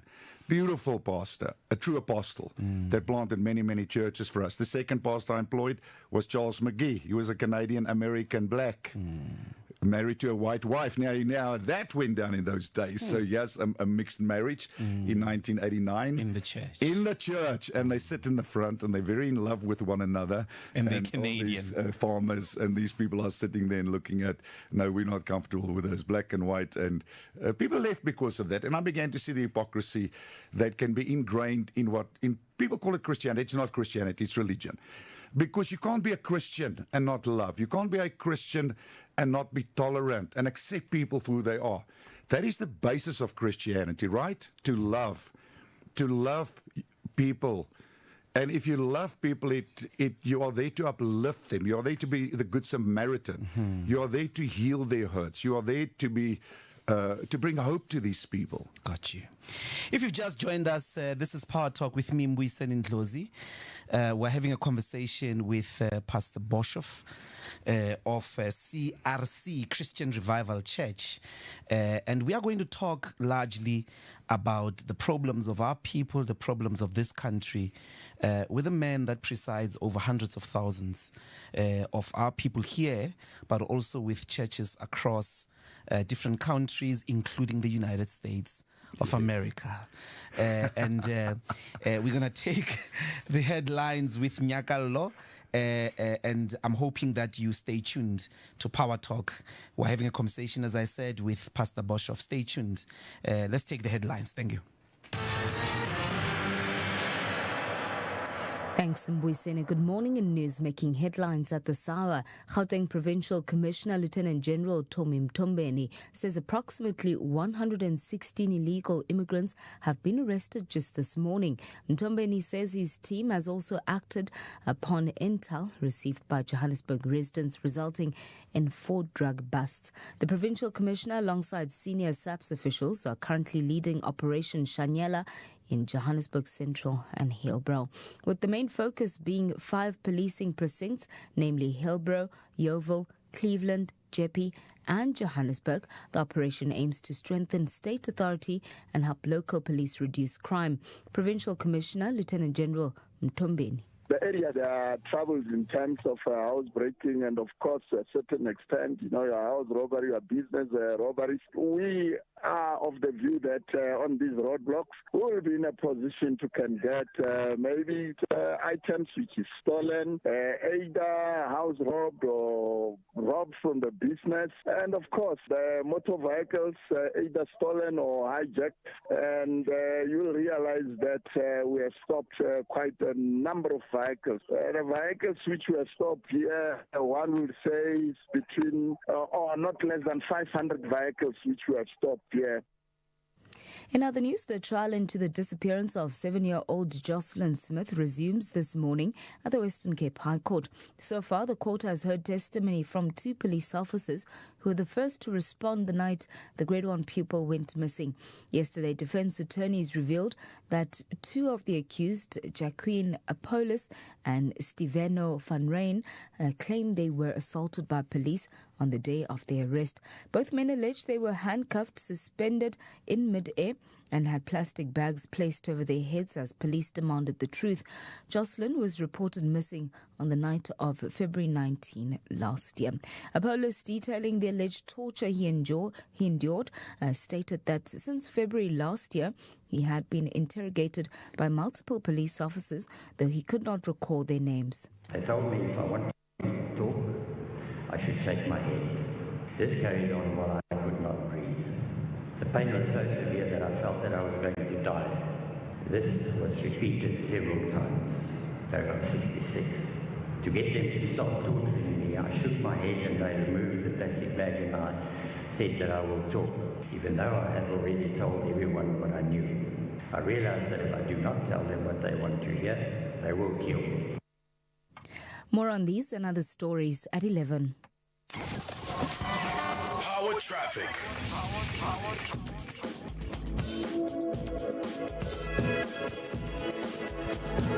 A very good morning to you once again, and let's check out what's happening in your roads. If you are traveling on the N3 southbound, the traffic is still backed up in Bedford View as you are traveling towards the Van Buren Road exit from Gululi's. The R24 westbound is also experiencing delays between Edenvale Road and Gululi's. If you're traveling on the N3 north, you can also expect delays approaching the Gululi's interchange as you are joining the N12 eastbound. In Stradom Park, Malibongwe Drive eastbound is very slow with delays between the N1 and the Oxford Street intersection. Traffic lights in Melrose are out at Atho, Oaklands and Corlett Drive. Those traffic lights also out in Emerentia at Victory and Barry Herzog Avenue. If you're traveling on Bears Nordier Drive in Melville, those lights are out at Thomas Bowler, in Craigold, at Jansmarts and Buckingham Avenue, as well as in Polshoff, that's at the N1 Highway and Witkoppen Road. And remember, if you come across any further traffic incidents, tweet at Power987 Traffic. For Power Traffic, I'm Lebohang Pukela. Power traffic. Power Breakfast on Power 98.7. Gauteng is a buzz because the president is coming to visit. From where? The resident of the province, eh? The number one citizen who happens to reside in He lives in the province for 2 days. He's contingent of his ministers along with him. And we're told that he's going to do oversight. What is the state of the cities? And it's coming at a time when the mayor of this very city of ours, which is touted as the world-class African city, is tone deaf. The same mayor who said we shouldn't expect much from him, though. What a legend. Where has the president been? Why is he not in touch with the crisis that's happening in the city of Joburg, the city of Tshwane, the city of Ekurhuleni? Power Breakfast with Tessa Dooms. Weekdays 6 to 9 a.m. Power Breakfast is proudly brought to you by Telkom Business. Possible begins here. Running a business is tough, but managing HR, payroll, and legal challenges shouldn't be. With Old Mutual SME Go, you can simplify employee attendance and leave tracking in a few clicks. Our SARS-compliant automated payroll calculates employee hours and issues accurate payslips, ensuring prompt payments. And when legal issues arise, get support without hefty fees. Plus, the tap-to-pay functionality transforms your NFC-enabled Android device into a full POS for contactless payments at low fixed fees. Get the SME Go Premium Bundle for only 999 Rand. Visit smego.co.za or download from Google Play or the App Store. T's and C's apply. Old Mutual SME Go, proud sponsor of Power Suit. Thursdays from 7:35 to 8 p.m. The silence of a till that hasn't rung in a while is deafening to any business owner. That's why Telkom Business wants to unleash the hero in you with a Business Fusion deal. Get a versatile tablet, LTE 120 gigs anytime data, 120 gigs night surfer data, Smart Voice Basic, plus a professional website for only 699 Rand per month. And make the till ring again. Call 10213, click telkom.co.za or go to any Telkom shop. T&C apply. Telkom, possible begins here. The Hatfield Motor Group is thrilled to bring you BYD Woodmead, where innovation meets affordability. BYD stands for Build Your Dreams, and we're here to make that a reality. Experience the future of driving with the BYD range, including the dynamic Atto 3, the versatile Dolphin, and the sleek newly launched Seal. Visit BYD Woodmead today and take your next step towards electric excellence. Hatfieldgroup.co.za, rated #1 in service. Build your dreams with BYD. Engaging in conversations that matter. Power Talk with Mbuyiseni and Ndlozi, 9 a.m. to midday. This is Power Talk, and we're having a conversation with Pastor Adam James Yegubas Boshoff. Please join the conversation on the studio line is 0861987000. Send your voice notes on 0833037093. And you can join the conversation through the hashtag Power Talk on all our social media platforms. We are also live on our YouTube page on Power FM. Pastor, I just wanted you to paint for us the geography of the church. Okay. Yes. Thanks, Dr. Ndlozi. Let me just go back quickly to Bloemfontein, when I went to Bloemfontein. Yes. And there were like 180 white people. So you were not born in Bloem? I was born in Johannesburg. And then grew up in Bloemfontein. Got you. In the best school in South Africa. No, okay, let's not go there. Yeah, in the best school everybody in has to say their school is the best. Okay. We're all allowed. Okay, well, I won't say the name of the school. But, yes. I'll say it for you, Pastor. Great college. Great college, boys only school. There we go. Yeah. So I grew up there, and unfortunately we were taught those things. And then I went to the army, university, Bible college, and then 1988 we started in Lady Brand, and multiracial, non-racial, and a lot of people came. The Queen Mother came, the King eventually started coming. I had meetings in Maseru as well. So, and then I went to Bloemfontein. The pastor there passed away in 1993, who was my pastor, and was called there. I actually wanted to go to England. I was on my way to England, and then God changed my trajectory. And when we went there to pastor the church, it was all white. Small little church, 180 people. And all the churches in Bloemfontein were small. And farmers? Yeah, well, Afrikaners. You know, remember 1994, 1993 segregation. So the city, 120,000 white people, and all the black people lived in the townships. So it was a total segregation. Yeah. It's not like today where black people live in suburbs together with white people. It was totally different. So when we started there, the first Sunday I said, there's one problem with this church, it's lily white, because I wasn't used to that any longer, and many people left. And I brought that Pastor Edward Kwena from Lady Brand, and we started reaching out to the poor people in the east of Bloemfontein, and started bringing them in, feeding programs. We have a lot of feeding programs, we do a lot of things, and started bringing people in on buses, and the church grew. White people came, black people came, and the black people who came were poor people.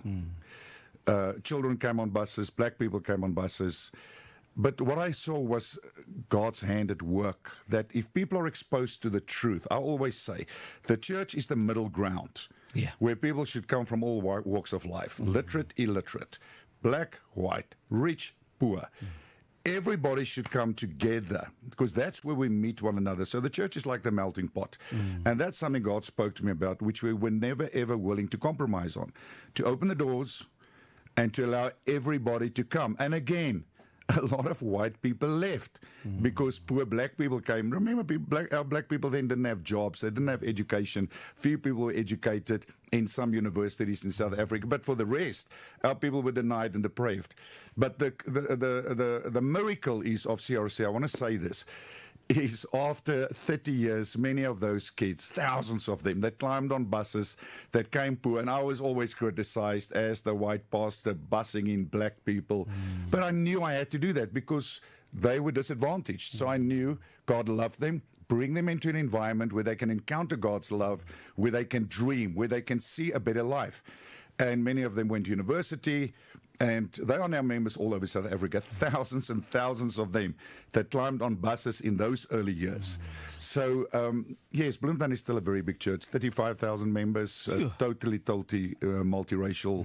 So you still have a huge, so to speak, white constituency in the church. Total. Yes. Oh, we fight to maintain that. Otherwise, we lose our political relevance, if I can put it like that. Yes. Because I think the power of Christianity is exactly to break down what Jesus did, the middle wall of partition. That's my conviction. I can't criticize anybody else, but I can't have a church in a city and exclude any person. Yes. And I've spoken to so many of my friends, pastors, then they say, how must we make our church grow? I say, open the doors. They say, what do you mean open the doors? I say, open the doors to the community. The church is the place where people should be allowed to come. And remember, I'm an Afrikaner. I had to change the language I preach in to be a place of reconciliation where people can come, hear the gospel. But not only that, where people can find one another. And I want to say this about South Africans, white and black, colored, Asian.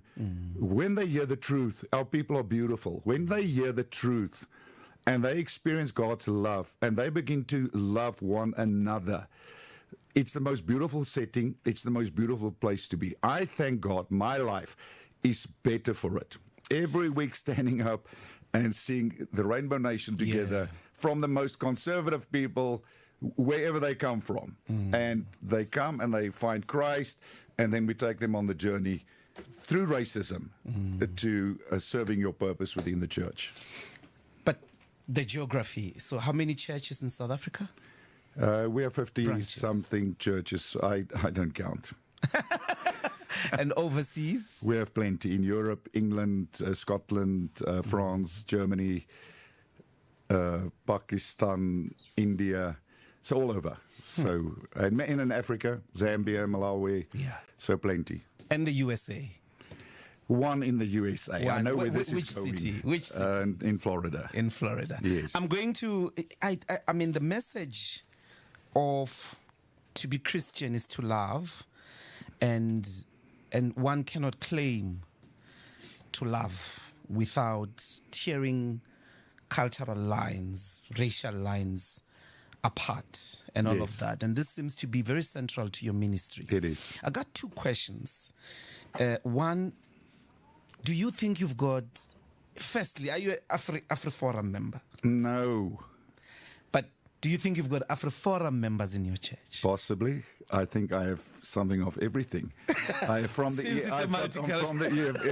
I've got from the EFF to Solidariteit to Freedom Front Plus, etc. So, look, I preach the gospel very strongly, and I speak on unification every single Sunday, and who we are in Christ, and racism is an abomination in the sight of God, and that we are here to build a better country. So one thing that helps people is when you get close to the hurt, and we're very intentional to show our people suffering, the hurts out there. Yes. I mean, we do a lot. If you had hours, I could tell you what we do. We do a lot. We have baby houses, safe houses. We've taken over 1,000 women out of human trafficking. I can tell you stories upon stories upon stories. We serve the community. And when people get close to pain and they see pain, these entitled people that live in estates, etc., and they see a suffering child, something shifts in them. That if you're a Christian, you have to get close to pain to be able to understand the pain and the suffering people go through. If you've just joined us, this is Power Talk with me, Mbuyiseni and Ndlozi. We're having a conversation like this with Pastor Adam James Jacobus Boshoff of CRC, brilliant man. And our studio line is 0861 987 000. We're going to open the lines, but before we do that, I have one question. The project, and this is very much linked to everybody that was alive in 1994. I want to put it to you, Pastor, that project is being threatened from a messaging point of view by AfriForum in America at the moment. The project of we've got to constantly solve our problems as South Africans, solve them as South Africans together, no matter the difficulties. But we seem to have sort of crystallized in that a message once more that says there is a huge genocide sponsored by the state against white people, taking into consideration the crime levels in the farms, what is called farm murders, which, as you know, Pastor, it's the same in the townships. It's the same for women. It's the same. It's worse for men. Every day, there are more men, black men, killing each other, murdering each other than anywhere else. I couldn't wake up and say the women who are crying about GBV are causing or are calling murder on men, since they are also being killed by men. But there is this sustained project, and I put it to you, I would like to hear what you make of the campaign by AfriForum at the moment in the United States, which seems to have caught the U.S. government. There are cuts, there are threats of sanctions, and so on and so forth. What is your reaction to that? I want to make it very clear that 98% of Afrikaners do not identify with that. That if you talk to people, and I do, I'm not a pastor that sits in a home being bishopy.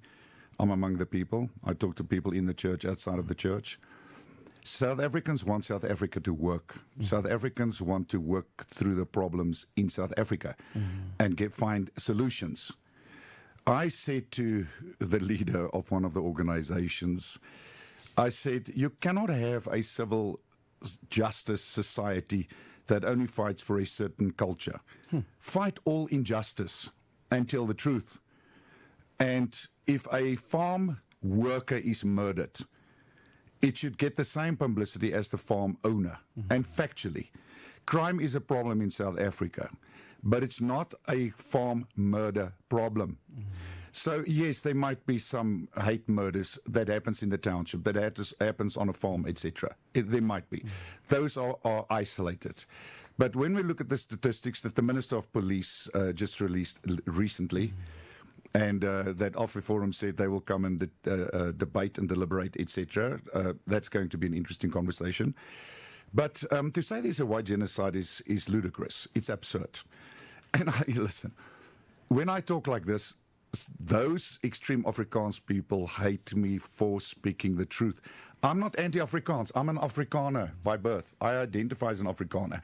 But above that, I identify as a South African. Above that, I identify as a Christian. Man of God. And I said this years ago, man, to these agricultural organizations. They were all together.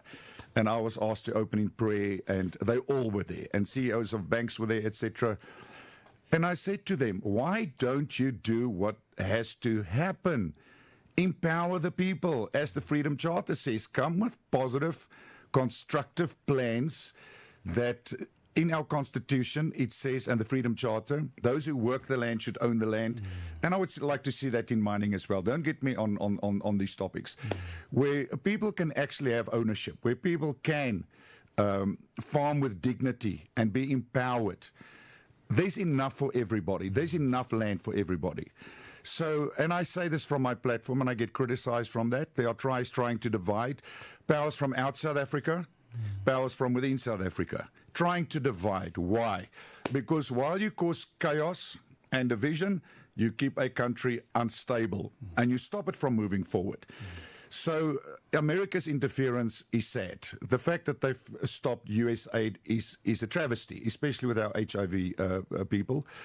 And I have to say this, we've engaged with pastors who are directly in contact with President Donald Trump and pleaded with them to speak to the President of America to reconsider aid to South Africa, because our people should not be punished. And then also, and I've spoken to some of our local politicians, very high in government, and I don't want to throw their names on a public platform. Last Sunday I sat with one, and she's a very, very influential person. And I said, why can't we send a delegation to America and tell the truth? Don't have different people going. Now, I understand people go and lobby.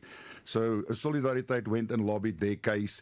Business people lobby, everybody lobbies, etc., etc. That's not the way we are going to change South Africa. It breeds animosity, and what it does, it makes people believe Afrikaners do not want to be part of this country. It's a lie. Those who left the country have left already.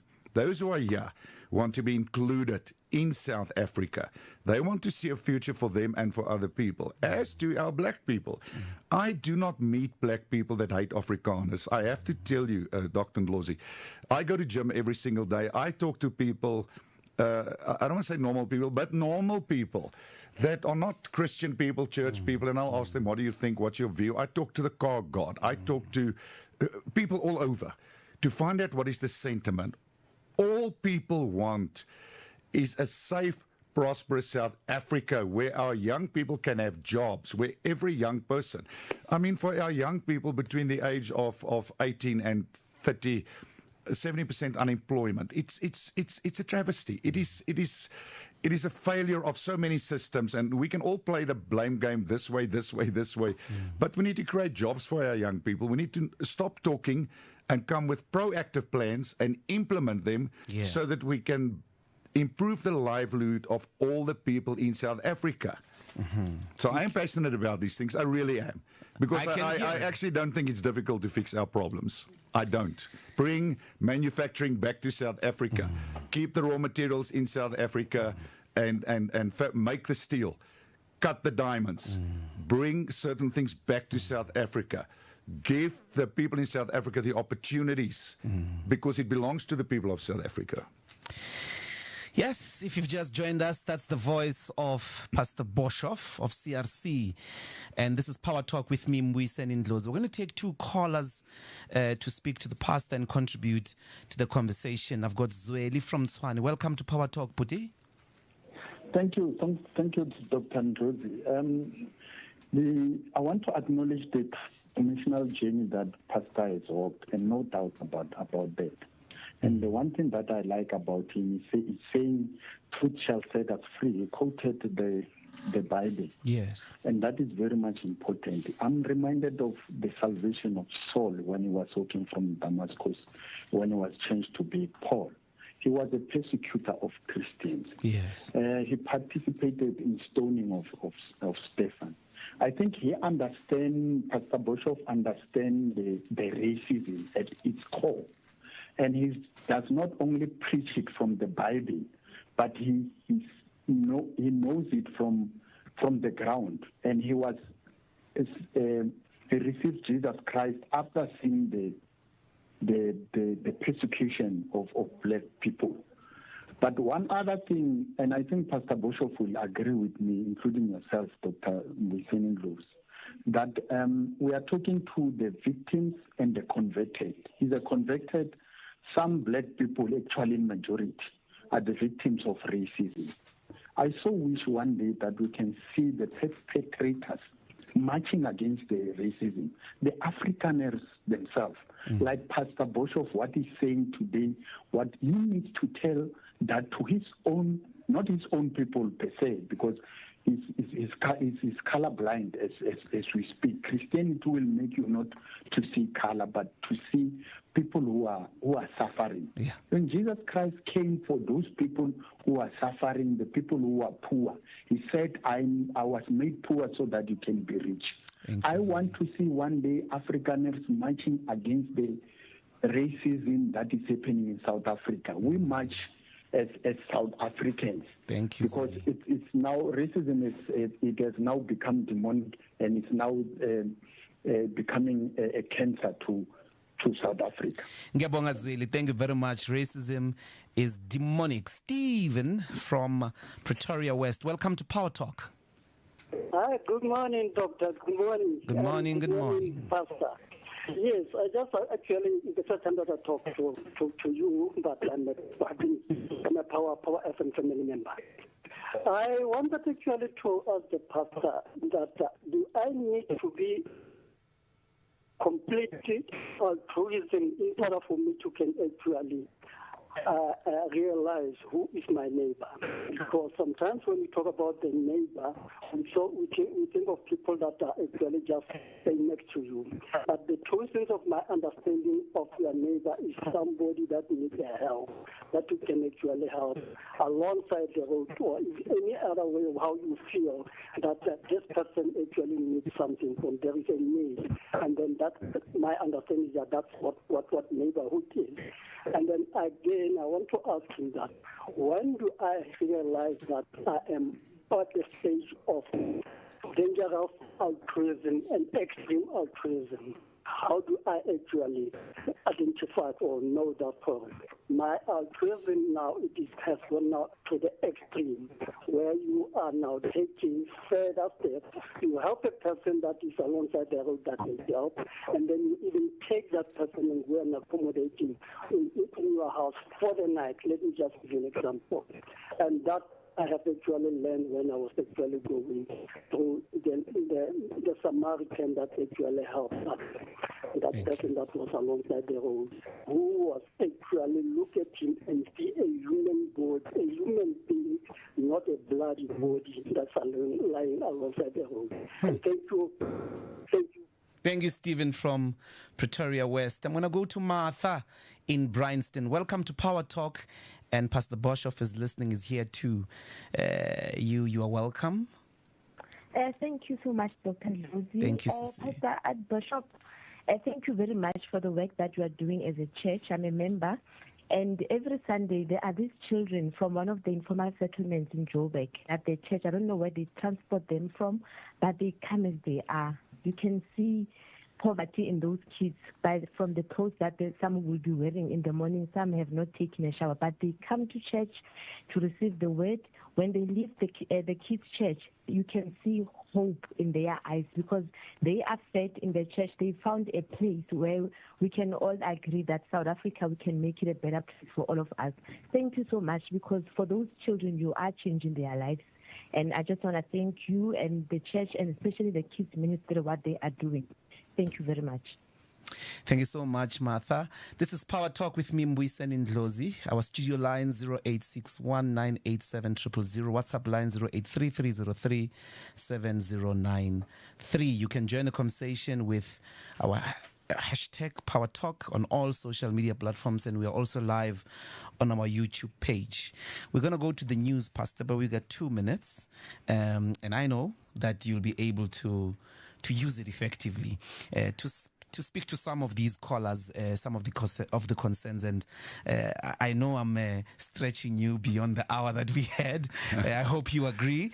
This is a really constructive and reviving conversation. Yes. Your response to the callers. I think the important one is, who is your neighbor? And as the caller correctly said, it's the person that crosses your path in need. At the same time, Jesus, in that story, it's not a parable, it's a story, uses a Jew that falls among thieves, and a Levite walks past and does nothing. A priest walks past and does nothing. Religious people, religious system. that really doesn't care about helping people. And here comes a Samaritan.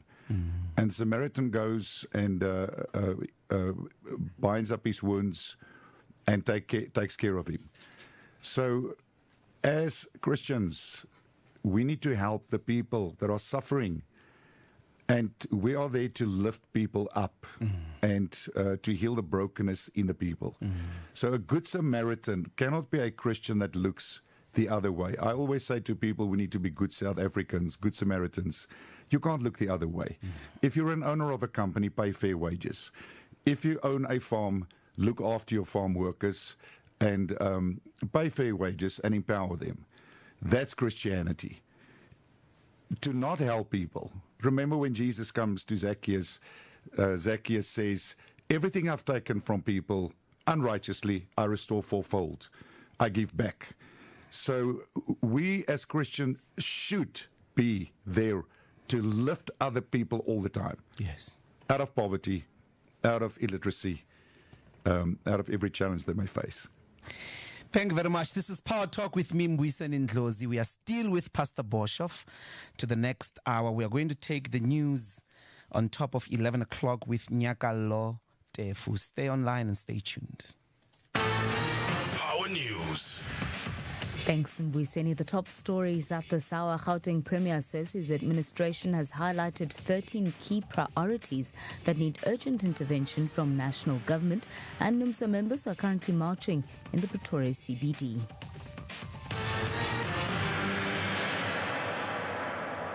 With the news at 11, a very good morning to you. I'm Nyakalo Tefu. Gauteng Premier Panyaza Lesufi says his administration has highlighted 13 key priorities that need urgent intervention from national government. President Ramaphosa and his cabinet of ministers are at the Johannesburg Council chambers, where they are conducting an oversight visit with the Gauteng Provincial Exco. And Premier Lesufi, who delivered the opening address, says cabinet must provide provincial government with the required resources to deal with the G13 problems of the province. President Ramaphosa, who delivered the keynote address, says national government needs to enhance its collaboration with provincial government and says the success of South Africa depends on that. Pani's reporter Nkosnati Shazi joins us live on the line from the Johannesburg Council chambers. Nkosnati, what are some of the challenges highlighted by the Gauteng province and what was the response from the president? Yes, Nyakala. Well, Gauteng Premier Panyaza Lesufi has identified 13 challenges within the province that need urgent intervention from the government of national unity. Now, of course, with Gauteng set to be the host province for the G20 summit, the Premier has labeled these 13 problems as the G13 problems of Gauteng, and they, of course, include water, cable theft, traffic lights, potholes, crime and lawlessness, the mushrooming of informal settlements, electricity, GPV, drug abuse, hospitals, lack of schools, failing infrastructure, and unemployment. So speaking at the opening of the oversight visit by the President and his cabinet of ministers, the Premier Panyaza Lesufi says collaboration will be key if the province of Gauteng is to prosper. If we have to work extraordinarily hard to ensure that these G13 problems of Gauteng are resolved, we need each other. We need to work together. We need to plan together. We need to execute these missions together. So, President, we are here to seek your counsel. We are here to seek your guidance. But most importantly, we are here to form a formidable partnership with you. There are areas that we think, if we agree at this level, it will unlock the potential of our province. Now, on the other hand, President Cyril Ramaphosa, who delivered the keynote address here at the oversight visit of the Gauteng Provincial Exco, says that the Gauteng province cannot afford to fail. Of course, despite Gauteng being the smallest province by land, it is number one, the most populous province with more than 15 million people and contributes most throughout all the 9 provinces to the national GDP. So the president saying that if Gauteng fails, then South Africa will not prosper. hotspot, but he also made some scathing remarks to the province of Gauteng, saying that in one of the G20 related meetings that was held in the province, he was not happy with the state of organization, with the state of cleanliness, and the state of how things were when Gauteng hosted the foreign ministers meeting, of course, earlier in February. But speaking at the opening address, here's what the president had to say about, number one, the Gauteng province getting its house in order and cleaning up ahead of the G20 summit. I should say, because sometimes it's good to be direct and to tell it as it is, I should say that one or two meetings of the G20 that I attended here was not very pleasing. The environment that one observed was not a pleasing environment. I say this so that we can improve immensely. As South Africans, we are proud people, and let us get that pride that we have, self-pride, lift us up so that we do present a G20 that will wow people. Now, with today being day one of the oversight visit, President Cyril Ramaphosa will officially close the two-day oversight visit tomorrow at about 1 p.m. here at the Johannesburg Metro Chambers Council. Nkosinathi Shazi, Power News, reporting live from Johannesburg. In other news, NUMSA members are currently marching in the Pretoria CBD. The march to Tshwane House is to hand over a memorandum of demands to Tshwane Executive Mayor Dr. Nasi Pimoya. This over the city's failure to uphold a promise to pay the retrenchment packages for workers at bus operator Tshwane Affected Operations Investment. They are also aggravated about the city's failure to uphold a promise to absorb some of the 261 workers whose employment contracts were terminated since the city is no longer using the services of Taoi, one of the companies which was contracted to Tshwane Rapid Transport Service known as Arieng. Speaking to Power News, NUMSA's national coordinator in the security sector, Frederick Mabasa, had this to say. The meetings that we had previously, we were not meeting with the mayor. We were meeting with the head of department within the city of Tshwane, the head of department of the road transport within the city of Tshwane. He keep on promising that he will pay. We escalated this matter to the city manager. The city manager then referred us back to the same man who refused to make a payment. And we decided to escalate this matter to the office of mayor. The mayor did not confirm a meeting. He directed the same people who was refusing to make a payment to talk to them. So we've realized that enough is enough. And the trial into the disappearance of 7-year-old Jocelyn Smith resumes this morning at the Western Cape High Court. So far, the court has heard testimony from 2 police officers who were the first to respond the night the grade 1 pupil went missing. Yesterday, defense attorneys revealed that 2 of the accused, Jaquena Paulus and Steveno van Rijn, claimed they were assaulted by police on the day of their arrest. Both men alleged they were handcuffed, suspended in mid-air, and had plastic bags placed over their heads as police demanded the truth. Jocelyn was reported missing on the night of February 19th last year. A police detailing the alleged torture he endured stated that since February last year, he had been interrogated by multiple police officers, though he could not recall their names. They told me if I wanted to talk, I should shake my head. This carried on while I could not breathe. The pain was so severe that I felt that I was going to die. This was repeated several times. Paragraph 66. To get them to stop torturing me, I shook my head and I removed the plastic bag and I said that I will talk, even though I had already told everyone what I knew. I realized that if I do not tell them what they want to hear, they will kill me. A look at your financial indicators. The rand is trading at 18 rand 34 cents to the US dollar, 23 rand 67 cents to the pound, 19 rand 82 cents to the euro. Gold's trading at $2,904.18 a fine ounce. Our Brent crude oil is at $69.24 a barrel. Recapping the top story in Power News at this hour, Gauteng Premier says his administration has highlighted 13 key priorities that need urgent intervention from national government.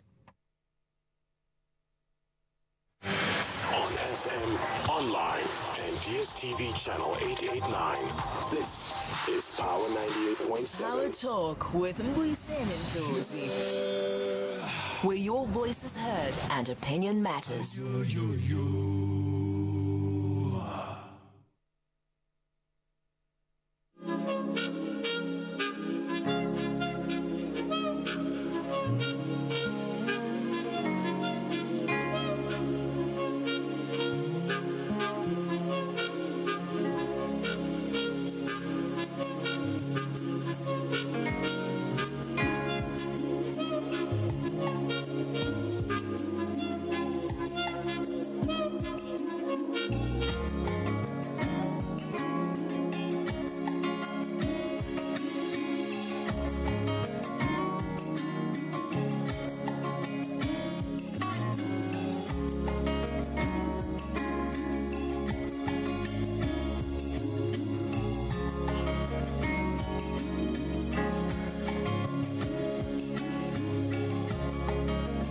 Welcome back to Power Talk with me, Mbuyiseni and Ndlozi. We're having a conversation with Pastor Boshoff of CRC.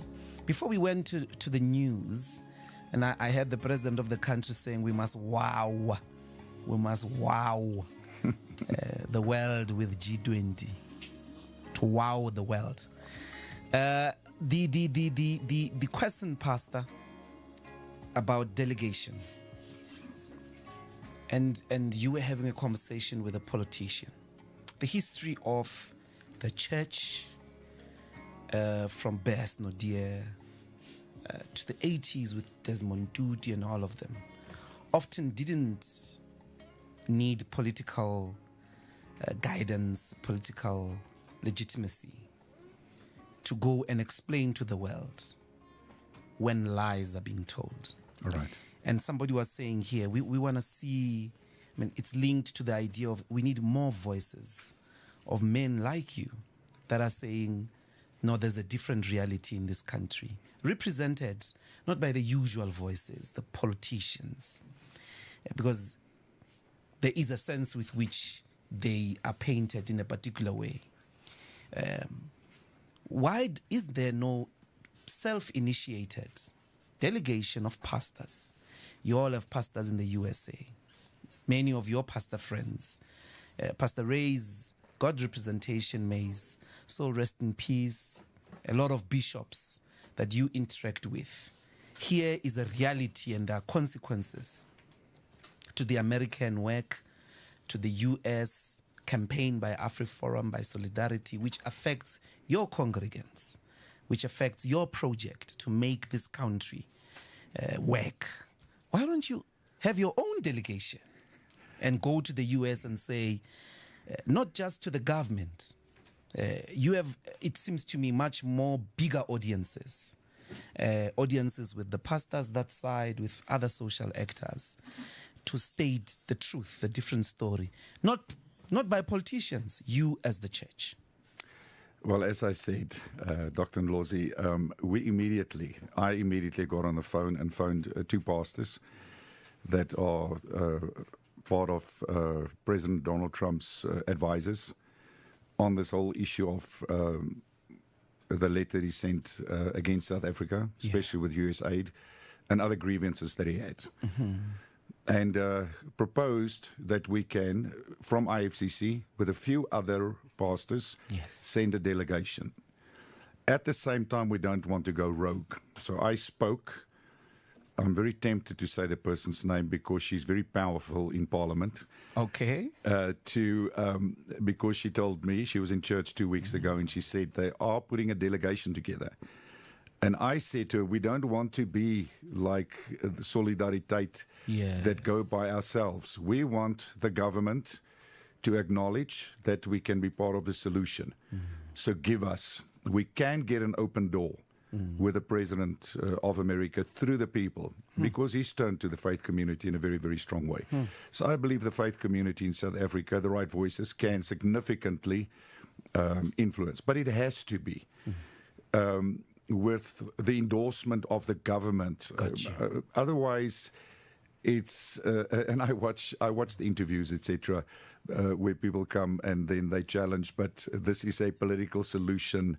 The future, everything is in the hands of AGOA. The politicians should negotiate these kind of things, etc. If we could be included, and I asked her, in a delegation that they want to send, from business, civil society, faith, and we can go and present a true picture and help the American people understand. Because obviously, President Trump has voices talk to him, which he's responding to. That's clear. Which is not the total picture of what's happening in South Africa. Not at all. Our people want to heal South Africa. I want to say it again. Our white people, our black people, our colored people, our Asian people. We are not enemies. Yeah, we sit. We are not enemies. We are sitting on the same side of the table. We have to stop looking at one another as enemies. And we have to sit on the same side and have a real conversation in this country of what the true challenges are that we are facing. And then come with the solutions, workable solutions, how we are going to fix GBV. How are we going to fix crime? How are we going to fix unemployment? How are we going to do these things? You know, our people in South Africa are so tired of politicians making statements and nothing follows on through that. I have to just tell you that. Amen. I have said, no, I have met with every president since the change of South Africa, with every premier, etc., etc. And, you know, we don't play a blame game. But I think we're at a place now where we realize if something is not going to be done, then we are all going to pay the price. So we need to stop seeing one another as enemies. We need to realize that the challenges are all of our challenges. Unemployment will affect everybody. Crime will affect everybody. Uneducation, people not educated will affect everybody. Everything affects everybody. So we can't act like those people are over there and we're over there. Yes, you always have the extremists in politics that will shout over there. Then you have people over here shout over there. But they are the minority. The majority of South Africans are good people. 95% of South Africans want this country to work and need leadership.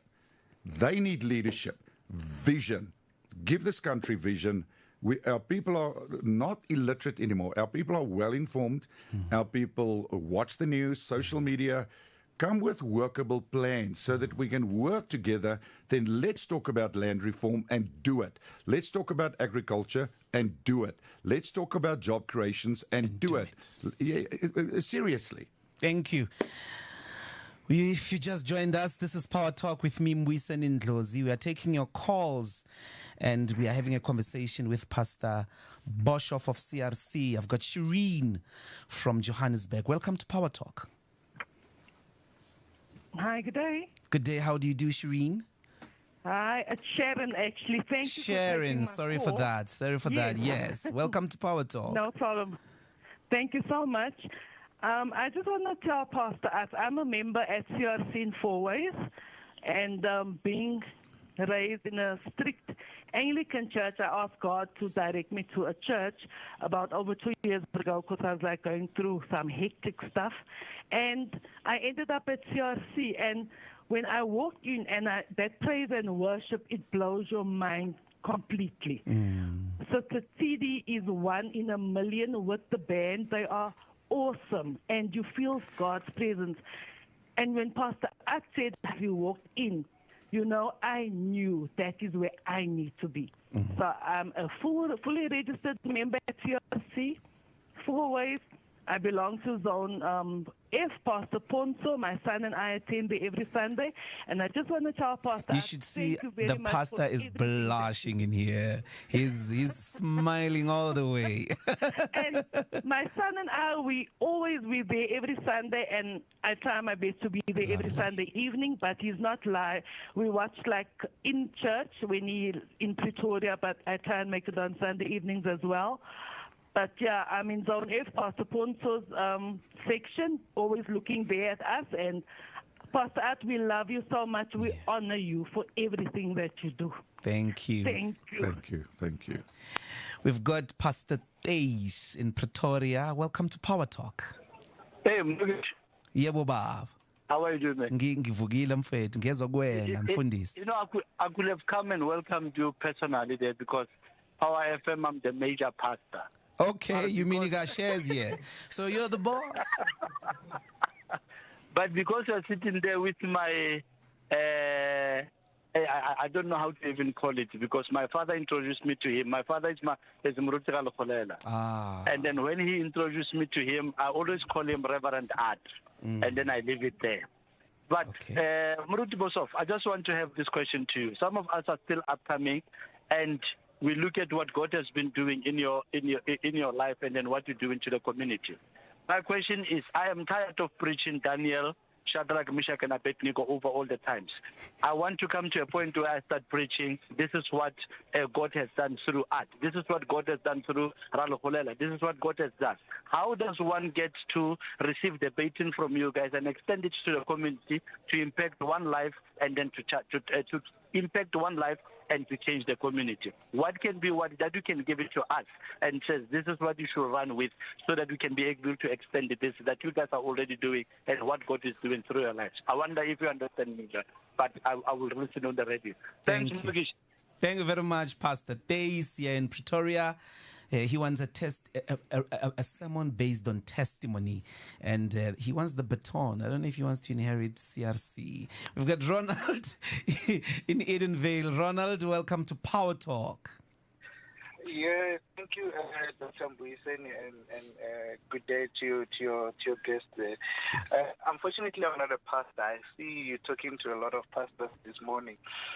But Mbuyiseni, I wanted to just indicate on, or maybe just touch on some of the points that your guest has been talking on. Mm-hmm. I think the issue on white genocide, in the main, I don't think it was the main trigger for Trump to take the action that he took. I think for a statesman to stop the aid to South Africa in the manner that he did, surely he acted on some evidence of substance. And I would imagine that this issue and the letter that was sent to the U.S. Was just one of the triggers that were waiting. I think South Africa in the main was always going to be a target, purely on the association of being a BRICS member, and perhaps we need to delve and dig deeper and figure out what actually triggered Trump to take that action. Because I don't think, if you really come to think of it, there's no evidence of white genocide in South Africa, and surely the president wouldn't have acted without substance. And my parting shot is that, Dr. Ndlozi, yes. I think we all agree in the country that there's enough land for everyone. Mm-hmm. There's no reason why the 74% of the land should be in one group and the other group not having the land. I think there must be a methodology in which we come to agree and say, once as a citizen of South Africa, as long as you're born in the country, as soon as you get to a certain age, maybe age of maybe say 18, 21, whatever age, then we should allocate you land. And if you want to build, we should give you terms to say, now that you are a bearer of this land, you need to build on it within the next 2 years and make the economy functional such that you have the means to actually start construction and living on the land. Thank you, Ronnie. So I think those are the 2 points that I needed to appreciate it very, very much. Thank you very much. Pastor? First to Pastor Dace, I want to say thank you for calling in, and Pastor Ralokholela is one of my heroes, I have to say. One of the greatest men that this country has ever produced. An incredible man of God, an incredible evangelist that has led so many, many people to the Lord Jesus Christ. And I just honor him, a great man. Yeah. If you would talk to Evangelist Ralokholela, it would be the same. As a young pastor, to find your own purpose and then to teach your people that they have a purpose. I think the greatest need in our world today is the need for purpose. Our business people, and we deal with a lot of business people, here in Johannesburg especially. You know, people go crazy. They make money and then they lose it. I'm told the church, the tavern, there's those guys that were in trouble with the club. Denzel. Zanzau. Yeah, I'm told they are also businessmen that attend CRC. Did you know that? Listen, I don't know. You probably didn't know. Hey. Well, you probably good. didn't know. Good. Anybody's welcome. Yeah. Jesus was a friend of the sinners. Okay. I know. So, and the church is a hospital. Okay, they're a hospital. So sorry to disrupt. No, your you can. You're not disrupting my thought. The fact is that people they need Christ, and they come. They're messed up. And as they hear the word of God, they change, etc. But what I want to say is maybe the most important thing we did to build our church, there was no sudden explosion, was to teach people that they have a purpose. And the purpose is the same of Jesus Christ, as that of Jesus Christ. Number one, to bring Jesus to your world, not religion, to introduce your world to Jesus. And secondly, the purpose of Jesus, which is to alleviate pain and suffering in our world, to heal broken hearts, set captives free, feed the poor, care for the orphans and the widows, etc., etc.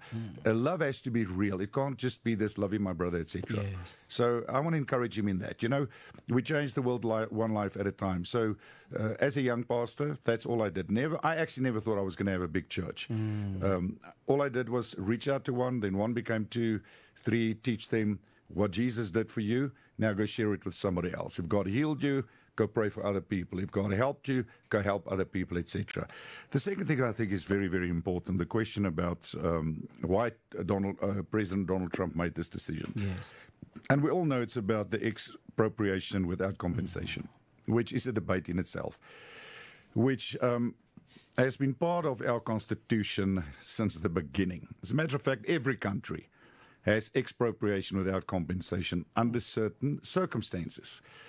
So what I have asked certain of our politicians to do is to clarify it, because even that bill doesn't clarify, and it leaves room for unknowns and uncertainties, because we do need investment in our country, etc. So yes, it's always going to be part of, because it was negotiated at Kadesa.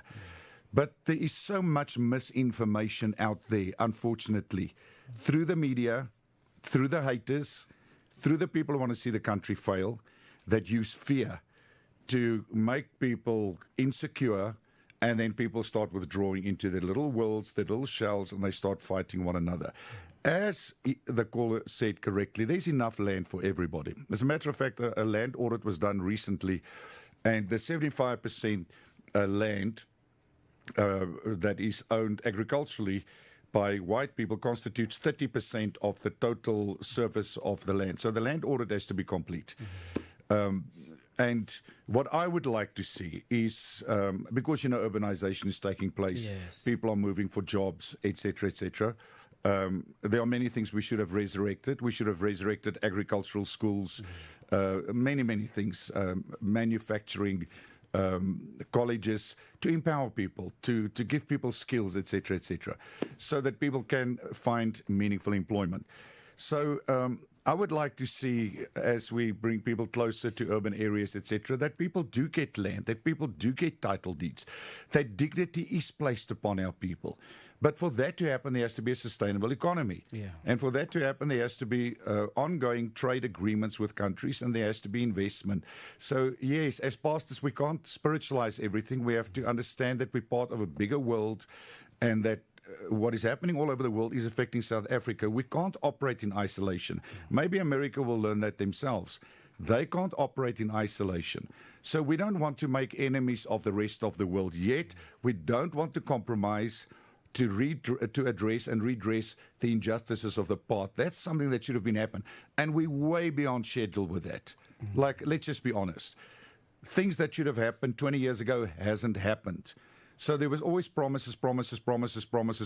And we've had conversations with so many people to say, reform things. I mean, if you're a farmer generationally, and you've had people working on your farm generationally, why can you not empower those people? Why can you not give them a portion of your land, empower them, share the crops, share the land, and bless the people? Why not? So as a Christian, that should happen.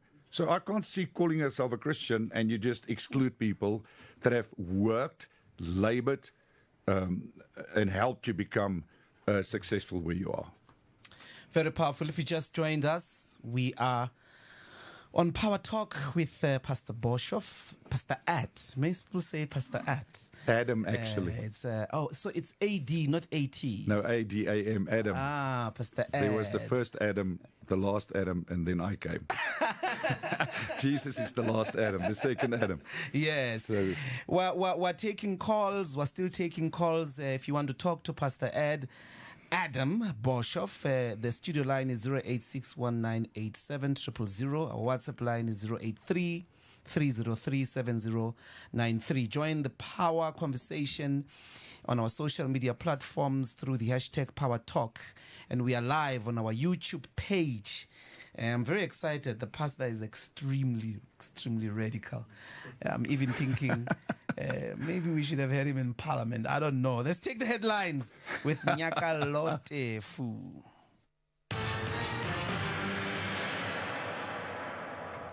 Thanks, Mbuyiseni. Good morning once again. In news making headlines at this hour, NUMSA members are currently marching in the Pretoria CBD. The march to Tshwane House is to hand over a memorandum of demands to Tshwane Executive Mayor Dr. Nasiphi Moya. This over the city's failure to uphold a promise to pay the retrenchment packages for workers at bus operator Tshwane affected operations investments. They are also aggrieved about the city's failure to uphold a promise to absorb some of the 261 workers whose employment contracts were terminated since the city is no longer using the services of Taoi, one of the companies which was contracted to Tshwane Rapid Transport Services, known as Arieng. Speaking to Power News, NUMSA's national coordinator in the security sector, Frederick Mabasa, had this to say. The meetings that we had previously, we were not meeting with the mayor. We were meeting with the head of department within the city of Tshwane, the head of department of the road transport within the city of Tshwane. He kept on promising that he will pay. We escalated this matter to the city manager. The city manager then referred us back to the same man who refused to make a payment. And we decided to escalate this matter to the office of mayor. The mayor did not confirm a meeting. He directed the same people who was refusing to make a payment to talk to them. So we've realized that enough is enough. In other news, the ANC's Youth League has expressed confidence in NASFA's acting CEO, Wasim Karim's ability to address serious challenges impacting on the service delivery to students. As the party welcomed Karim's appointment to the scheme, it says he must deal with the funding constraints, corruption and the fraud which undermines its credibility.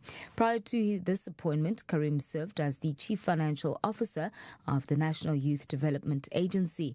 The ANC Youth League spokesperson Zama Kanyase hopes Karim's appointment will bring efficiency within the scheme. Karim brings a lot of experience and a great track record in public service to his new role at NESAS. Prior to this appointment, he served as both CFO and CEO of National Youth Development Agency, NYDA. As Karim steps into his role as acting CEO, he is tasked with navigating several critical challenges that have impacted NESAS's effectiveness in recent years. The ANC Youth League extends its full support to Karim and is optimistic that his leadership will usher in a new era of transparency, efficiency, and accountability within NESAS. More on these and other stories at 12. Power Lunch with Bobby Malloy. Weekdays 12 to 3 p.m.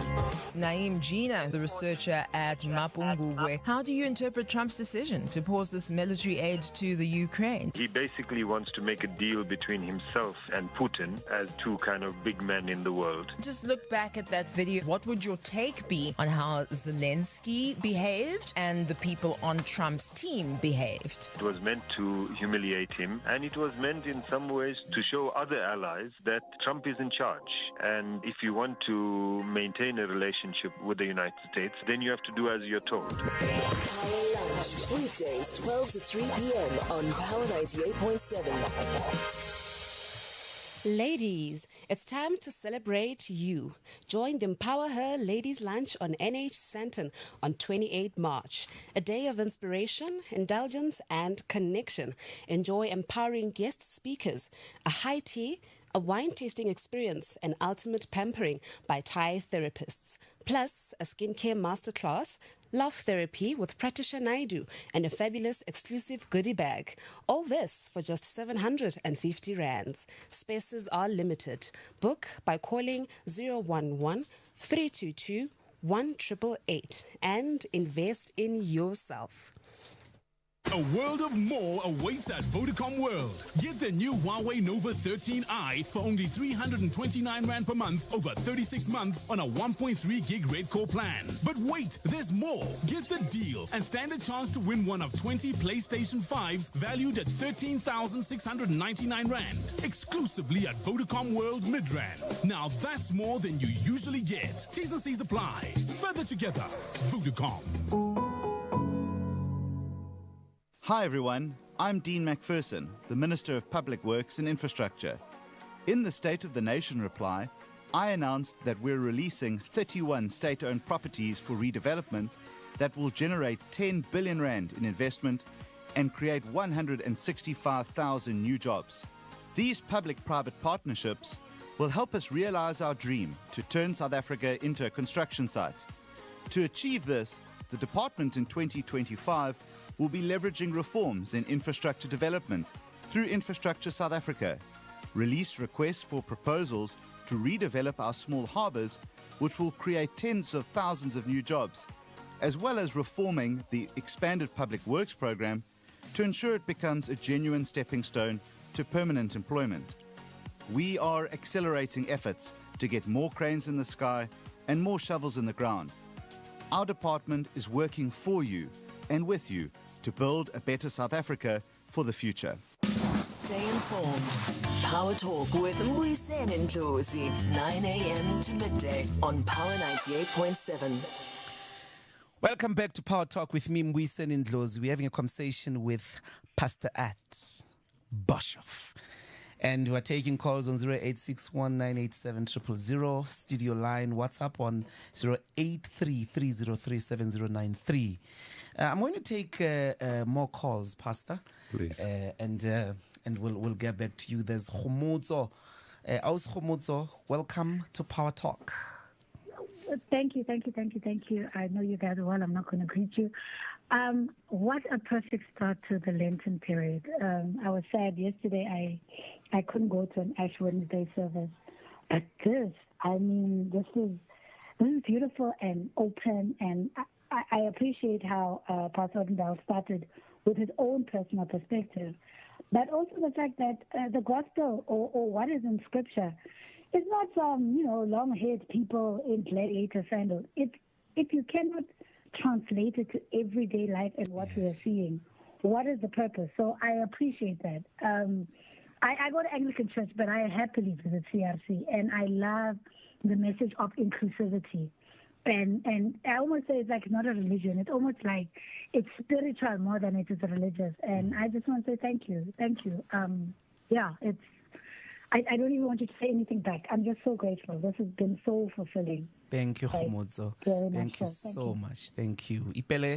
Ipileng from Johannesburg, welcome to Power Talk. Thank you so much.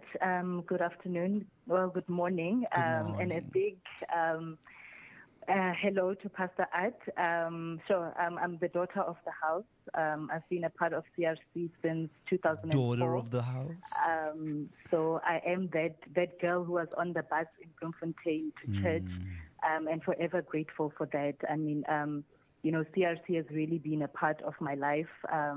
I have grown in the church. I was in high school when I started going to church. So it's really been a part of my life stage, from graduating to working. I'm now married. I'm a mom, a business owner. So it's really just a big thank you to Pastor At for heeding the call, for impacting the world as he is, and for the church, as a movement as well. So thank you, Pastor At, for teaching us that prayer alone is not enough. That we have to get up and take action, be involved as much as we can. And really a big thank you for the consistency as well. I don't think it's an easy one, running such a massive movement, 30 years of consistency, the excellence, which is really what we are taking also into our day-to-day lives, and just making a difference where we are. So thank you. Really appreciate it. Thank you, Ipileng. Faith without actions is dead, I'm told. We've got to take Temba in Rustenburg. Temba, welcome to Power Talk, and thanks for holding. Dr. Ndlozi. Baba. Minjani ba? Awusivukile mfowethu, ngebe nizwile. The revival has come to Power FM. Okay. On your first week. The revival has come. Morning to the pastor as well. I like the way you said all the names of the pastor. I only know him as Pastor Bishop. Yeah. Yeah. So, I like the way you said all the names of the pastor. So, but I just want to take on, the pastor said something very profound of saying, you cannot be saved and don't have love. That's very important. You cannot be saved and not have love. This is what is happening also to other churches which I'm seeing. I mean, a guy will say that he's saved, he's even speaking in tongues, but there is no love. Yeah. There's no love because now, apparently, in the morning, I was with another guy, a white guy. I was attending a doctor here in Rustenburg. So I met another guy who used to gym with this guy in the Vision Active. The very same guy, he's preaching it very in Vision Active. But when he comes in the surgery, he just sat next to me and he greeted the other one who was opposite me, who was white. Yeah. And he left me. Then I said to him, hello, how are you? I said, Jesus Christ is the Lord. Then he started paying attention to me now. How are you? I'm fine. Yes, Jesus Christ is the Lord. But he started greeting the other one who was on the opposite side and leaving me. And he's sitting next to me. So, like the pastor is saying, we're not battling up against flesh and blood, but against the principalities in heaven. The pastor is right, And another issue which I want to take... I'm going to cut you, Tim. We've got a lot of people who want to say something to the pastor. I appreciate it. I just want to say hi to the pastor, and the revival has come to Power FM. Amen. Thank you. Sakila from Pretoria, welcome to Power Talk. Thanks for holding. Sawubona, Dr. Ndlozi. Sawubona, ninjani? Siyaphila wamukelekile. Siyaphila. I just want to ask a question to Pastor Adboshoff. I know it may not be an easy question, but I know it's a question that lingers in the mind of a lot of people. By observation, I must say it's different with the churches that are led by Pastor Adboshoff. I think from my observation, there's a 50-50 split between blacks and whites. However, in a lot of cases, there are a lot of churches that were predominantly white in the past. The more black people came in, the more white people left, to the point that the churches are now almost 90% black with a white pastor, and most of white people have left. Why is that so? Question number one.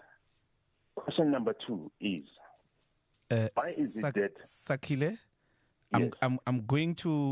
You're going to remain online. They'll take your second question. I want to bring in as many people as possible.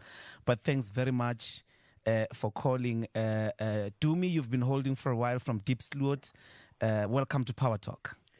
Thank you so much, Doc, and greetings to you, the pastor, and the lovely woman of God accompanying the pastor there in the studio. You must be watching on YouTube. Yes. Thank you so much. Let me be quick because I know you have a lot of listeners. Just quickly, number one, thank you so much for that, Pastor. Pastor, a lot of people would not mention it in detail, but the COVID trucks, we saw them 4 years ago. I think it's above 20 trucks that the church, I don't fellowship there, that the church released in aiding and supporting, people, the poverty alleviation programs. Mbuyiseni, the question that I had to the pastor, and this is what I have, as a concern, as I conclude, is as the church develops and changes, and Pastor can take this perhaps or answer it, but think about it. We see a lot of charismatic churches, white charismatic churches, that are 90%, 95% black in their membership, but yet the leadership is not reflective of that. I'm not saying let's include people for the sake of quotas, but surely there are Christian leaders who are willing, that are of another color, willing to fellowship and lead the flock. I mean, the pastor made that particular example. Thank you, Dumi. The last point. I'm going to write it down. Please remain online. And then we're going to take Belina from Pretoria. Belina, welcome to Power Talk. Thank you so much. Good morning, everyone. Good morning, Doctor and Pastor. I just wanted I'm trying to get him to respond. Just say hi. Hello. Yeah. Go on, Belina. I just wanted to say thank you so much to Pastor Art for answering the call of God upon his life and choosing to be obedient, because at the end of the day, it is a choice. I first went to CRC when I was in CRC Bloom, when I was studying, and then CRC Johannesburg last year, and then this year CRC Pretoria. So the fact that we have many churches, like in many locations, is just such a blessing. So thank you very much. Thank you. Martin Luther King, Pastor, once said the most segregated hour in America is the Sunday morning. And this was back in the 1960s. The sort of difficulty, the Christian message, the Christian gospel, its battle to break through racism. Sometimes it's because the very message was abused, like with the NG Kerk, which actually accepted and acknowledged and even said it repenteth for having abused Christianity for racial supremacy. But this church still seems to struggle to break, like these callers are saying, you know, people come in, white people go out, that whole struggle. And you said it's a journey already. Yes. But can you, in talking to all the comments of the callers, talk us through that struggle and how you are, you know, battling with it? I firstly just want to thank all the kind people, Khomotso, Ipeleng, that just are kindly affirming all the good God is doing in your lives. And then Temba, yes, love is something we express on a daily basis. It's not a Sunday thing. Yeah. It's not a Christian in your little bubble thing. It is being Jesus out there in the world, being the hands and the feet of Jesus. It's seeing people, noticing people. And I want to say this, it's important. Jesus noticed people. The worst thing I think apartheid did was to teach people not to notice other people as equals, etc. You need to notice people. You need to see people. And if you look at Jesus, he always went to people that were broken, those that were downtrodden, and he put value and dignity upon them. And that's part of love, to just put dignity upon that person. If it's a car god and you get out of your fancy car, whatever it is, look in their eyes. If it's a petrol attendant, look in their eyes and thank them and put dignity upon them. That's what love is. Love is not loving my brother and then I stab you with a dagger in the back. I mean, like people do in politics and church circles, etc. Love is real. And Paul says, let love be a real thing. So the third thing I want to say to Sekile, thank you for your comments. Two things. Number one, the pastor, I always say it like this, and I have to qualify, that Jesus said in Matthew 12, a good man out of the good treasure of his heart brings forth good things. So your heart will reflect in your congregation. Having said that, I have to emphasize, because of apartheid and segregation, that formed townships where pastors that are working in the townships in the previous disadvantaged communities, there are only black people living there. So it's not their fault that black people go there, because there's no white people living there, if you understand what I'm saying. So you can't say they're racist because their church is 100% black. That was a part of a system, and those pastors are so needed to give hope to the people, the poor, to lift them up, to feed the people, to educate and to bring literacy to the people and empower and job skills, etc. And many of my friends are exactly in that place. it's having then friends of other cultures as a pastor and not become isolated in a white world or a black world. The pastors that pastor within the city limits as we know it, where it's multiracial.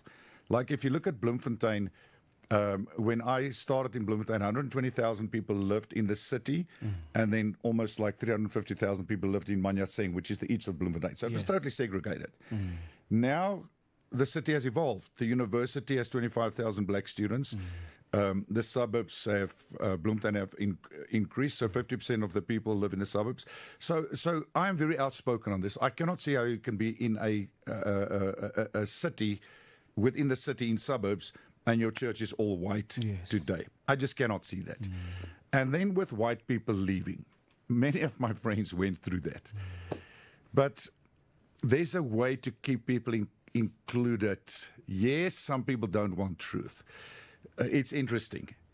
You'll have black people come to our church and say, I don't want to be in CRC because CRC is white. But the majority of our people are black. But because I'm white, CRC is white. Then you have the Afrikaner walk in and say, I don't want to be in CRC because CRC is black. Because there are black people that come there. Because people still look at these things. So it takes a lot of courage for a pastor to be honest and truthful and to preach the gospel without apology. And then to engage with your people through your structures and on different levels to teach the people what true love is and how important it is to take people through the journey of racism. That we can, you know, what I say is hypocrisy is if you can't sit in the same church, but you're going to go do business with somebody out there in the marketplace, and you're going to take money from a black person as a white businessman, but you don't want to worship. That's hypocrisy. If you want to live in a white world, then live in a white world. But as a Christian, we can't be there. Yes, I don't want to talk about other churches. I can only talk about our church. Our church is totally multicultural. My steering committee, the people that pastor the church, my top leaders, both female. I mean, my CFO is a female, a lady employed. My head of HR is a black lady employed, 37 years old, brilliant person like you, brilliant mind, sharp, smart, etc., etc. The head of the CRC Music is a young black man, Lefuno. I employed him when he was 24 years old, and he writes all these brilliant songs, etc., etc., etc. Then our pastors, we have more than 50% of our pastors are black pastors, etc. So our church is totally integrated. And what helped me, I know we're running out of time, but I have to say this, what helped me out of racism was these robust discussions I had with my black pastors where I would say to them, teach me what I don't know. Make me understand what I don't understand. I don't care how I feel about it. Make me understand so I can make the white people understand. Because if you live in your isolated world, as much as you say you want to get out of it, you're isolated. Yes. You need interaction, engagement, robust discussions. And that's where I am so blessed. For the last 35 years, I've had close black pastors. And some of them are Don Phillips, Pastor Don Phillips, Bishop Mososono. We've been friends for years and years, and we had the most radical conversations. As a matter of fact, the first time Bishop Don Phillips and I met one another was in the World Trade Center back in the day. That is like 94, with just after Codes, etc. And we got into a sparring match because he was in that corner, I was in that corner. And through conflict, we found one another and understand that we are brothers in Christ and that we are rebuilding this country together. If you've just joined us, this is Power Talk with me, Mbuyiseni Ndlozi. We're taking calls to interact with Pastor Ad Boshoff on 0861987000. WhatsApp line 0833037093. Wisani from Pretoria, welcome to Power Talk. Hi, Dr. Ndlozi. Hi, Wisani. Oh, first time caller, and I'm excited. Welcome. Thank you, and afternoon to Pastor Art. Thank you, good afternoon. I'm not a member of his church, but I do visit. Yeah. I just want to share my experience. Last year, they had a conference, the yearly conference, and I remember he called, like there was an altar call, for people that want to give their life to God, those who believe in ancestral worshiping and all that. Yeah. Black people went. And during the process, he just stopped the whole thing. He was like, no. Where are you, Illuminatis because I know you're here, white people. You know? That's radical. Societies. You know, he called out all these societies. He's like, I'm talking to you also. I'm not only talking to black people. You think it's only about black people. And that's when I realized, oh my God, this man of God, you know, he does not care about your money. He does not care about anything but the souls, you know. And that's when I started, you know, visiting, following him online. And wow, yeah. So I wish you well, Pastor Art. Thank you. We'll still visit the church. Thank you very much, Mbuyiseni from Pretoria. Let's take Mamiala. Sorry. Hello, Doctor. Hello. I'm sorry if I butchered your name. Please feel free to correct me. No, you said it right, just a bit. Thank you. Welcome to Power Talk. Thank you, Dr. I'm going to keep it very simple and short. I think the South African church is not homogeneous. It's very heterogeneous, right? There's a lot of different cultures, a lot of different LFMs, different financial brackets, tax brackets, and the likes. And when we speak about things like land, when we speak about sticky things that have to do with church and state, it can get very tricky. So my question is, how does Pastor Art speak to such a varied audience to unite the church instead of divide? Okay, thank you very much.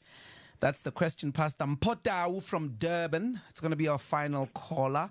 I apologize to all who are still calling.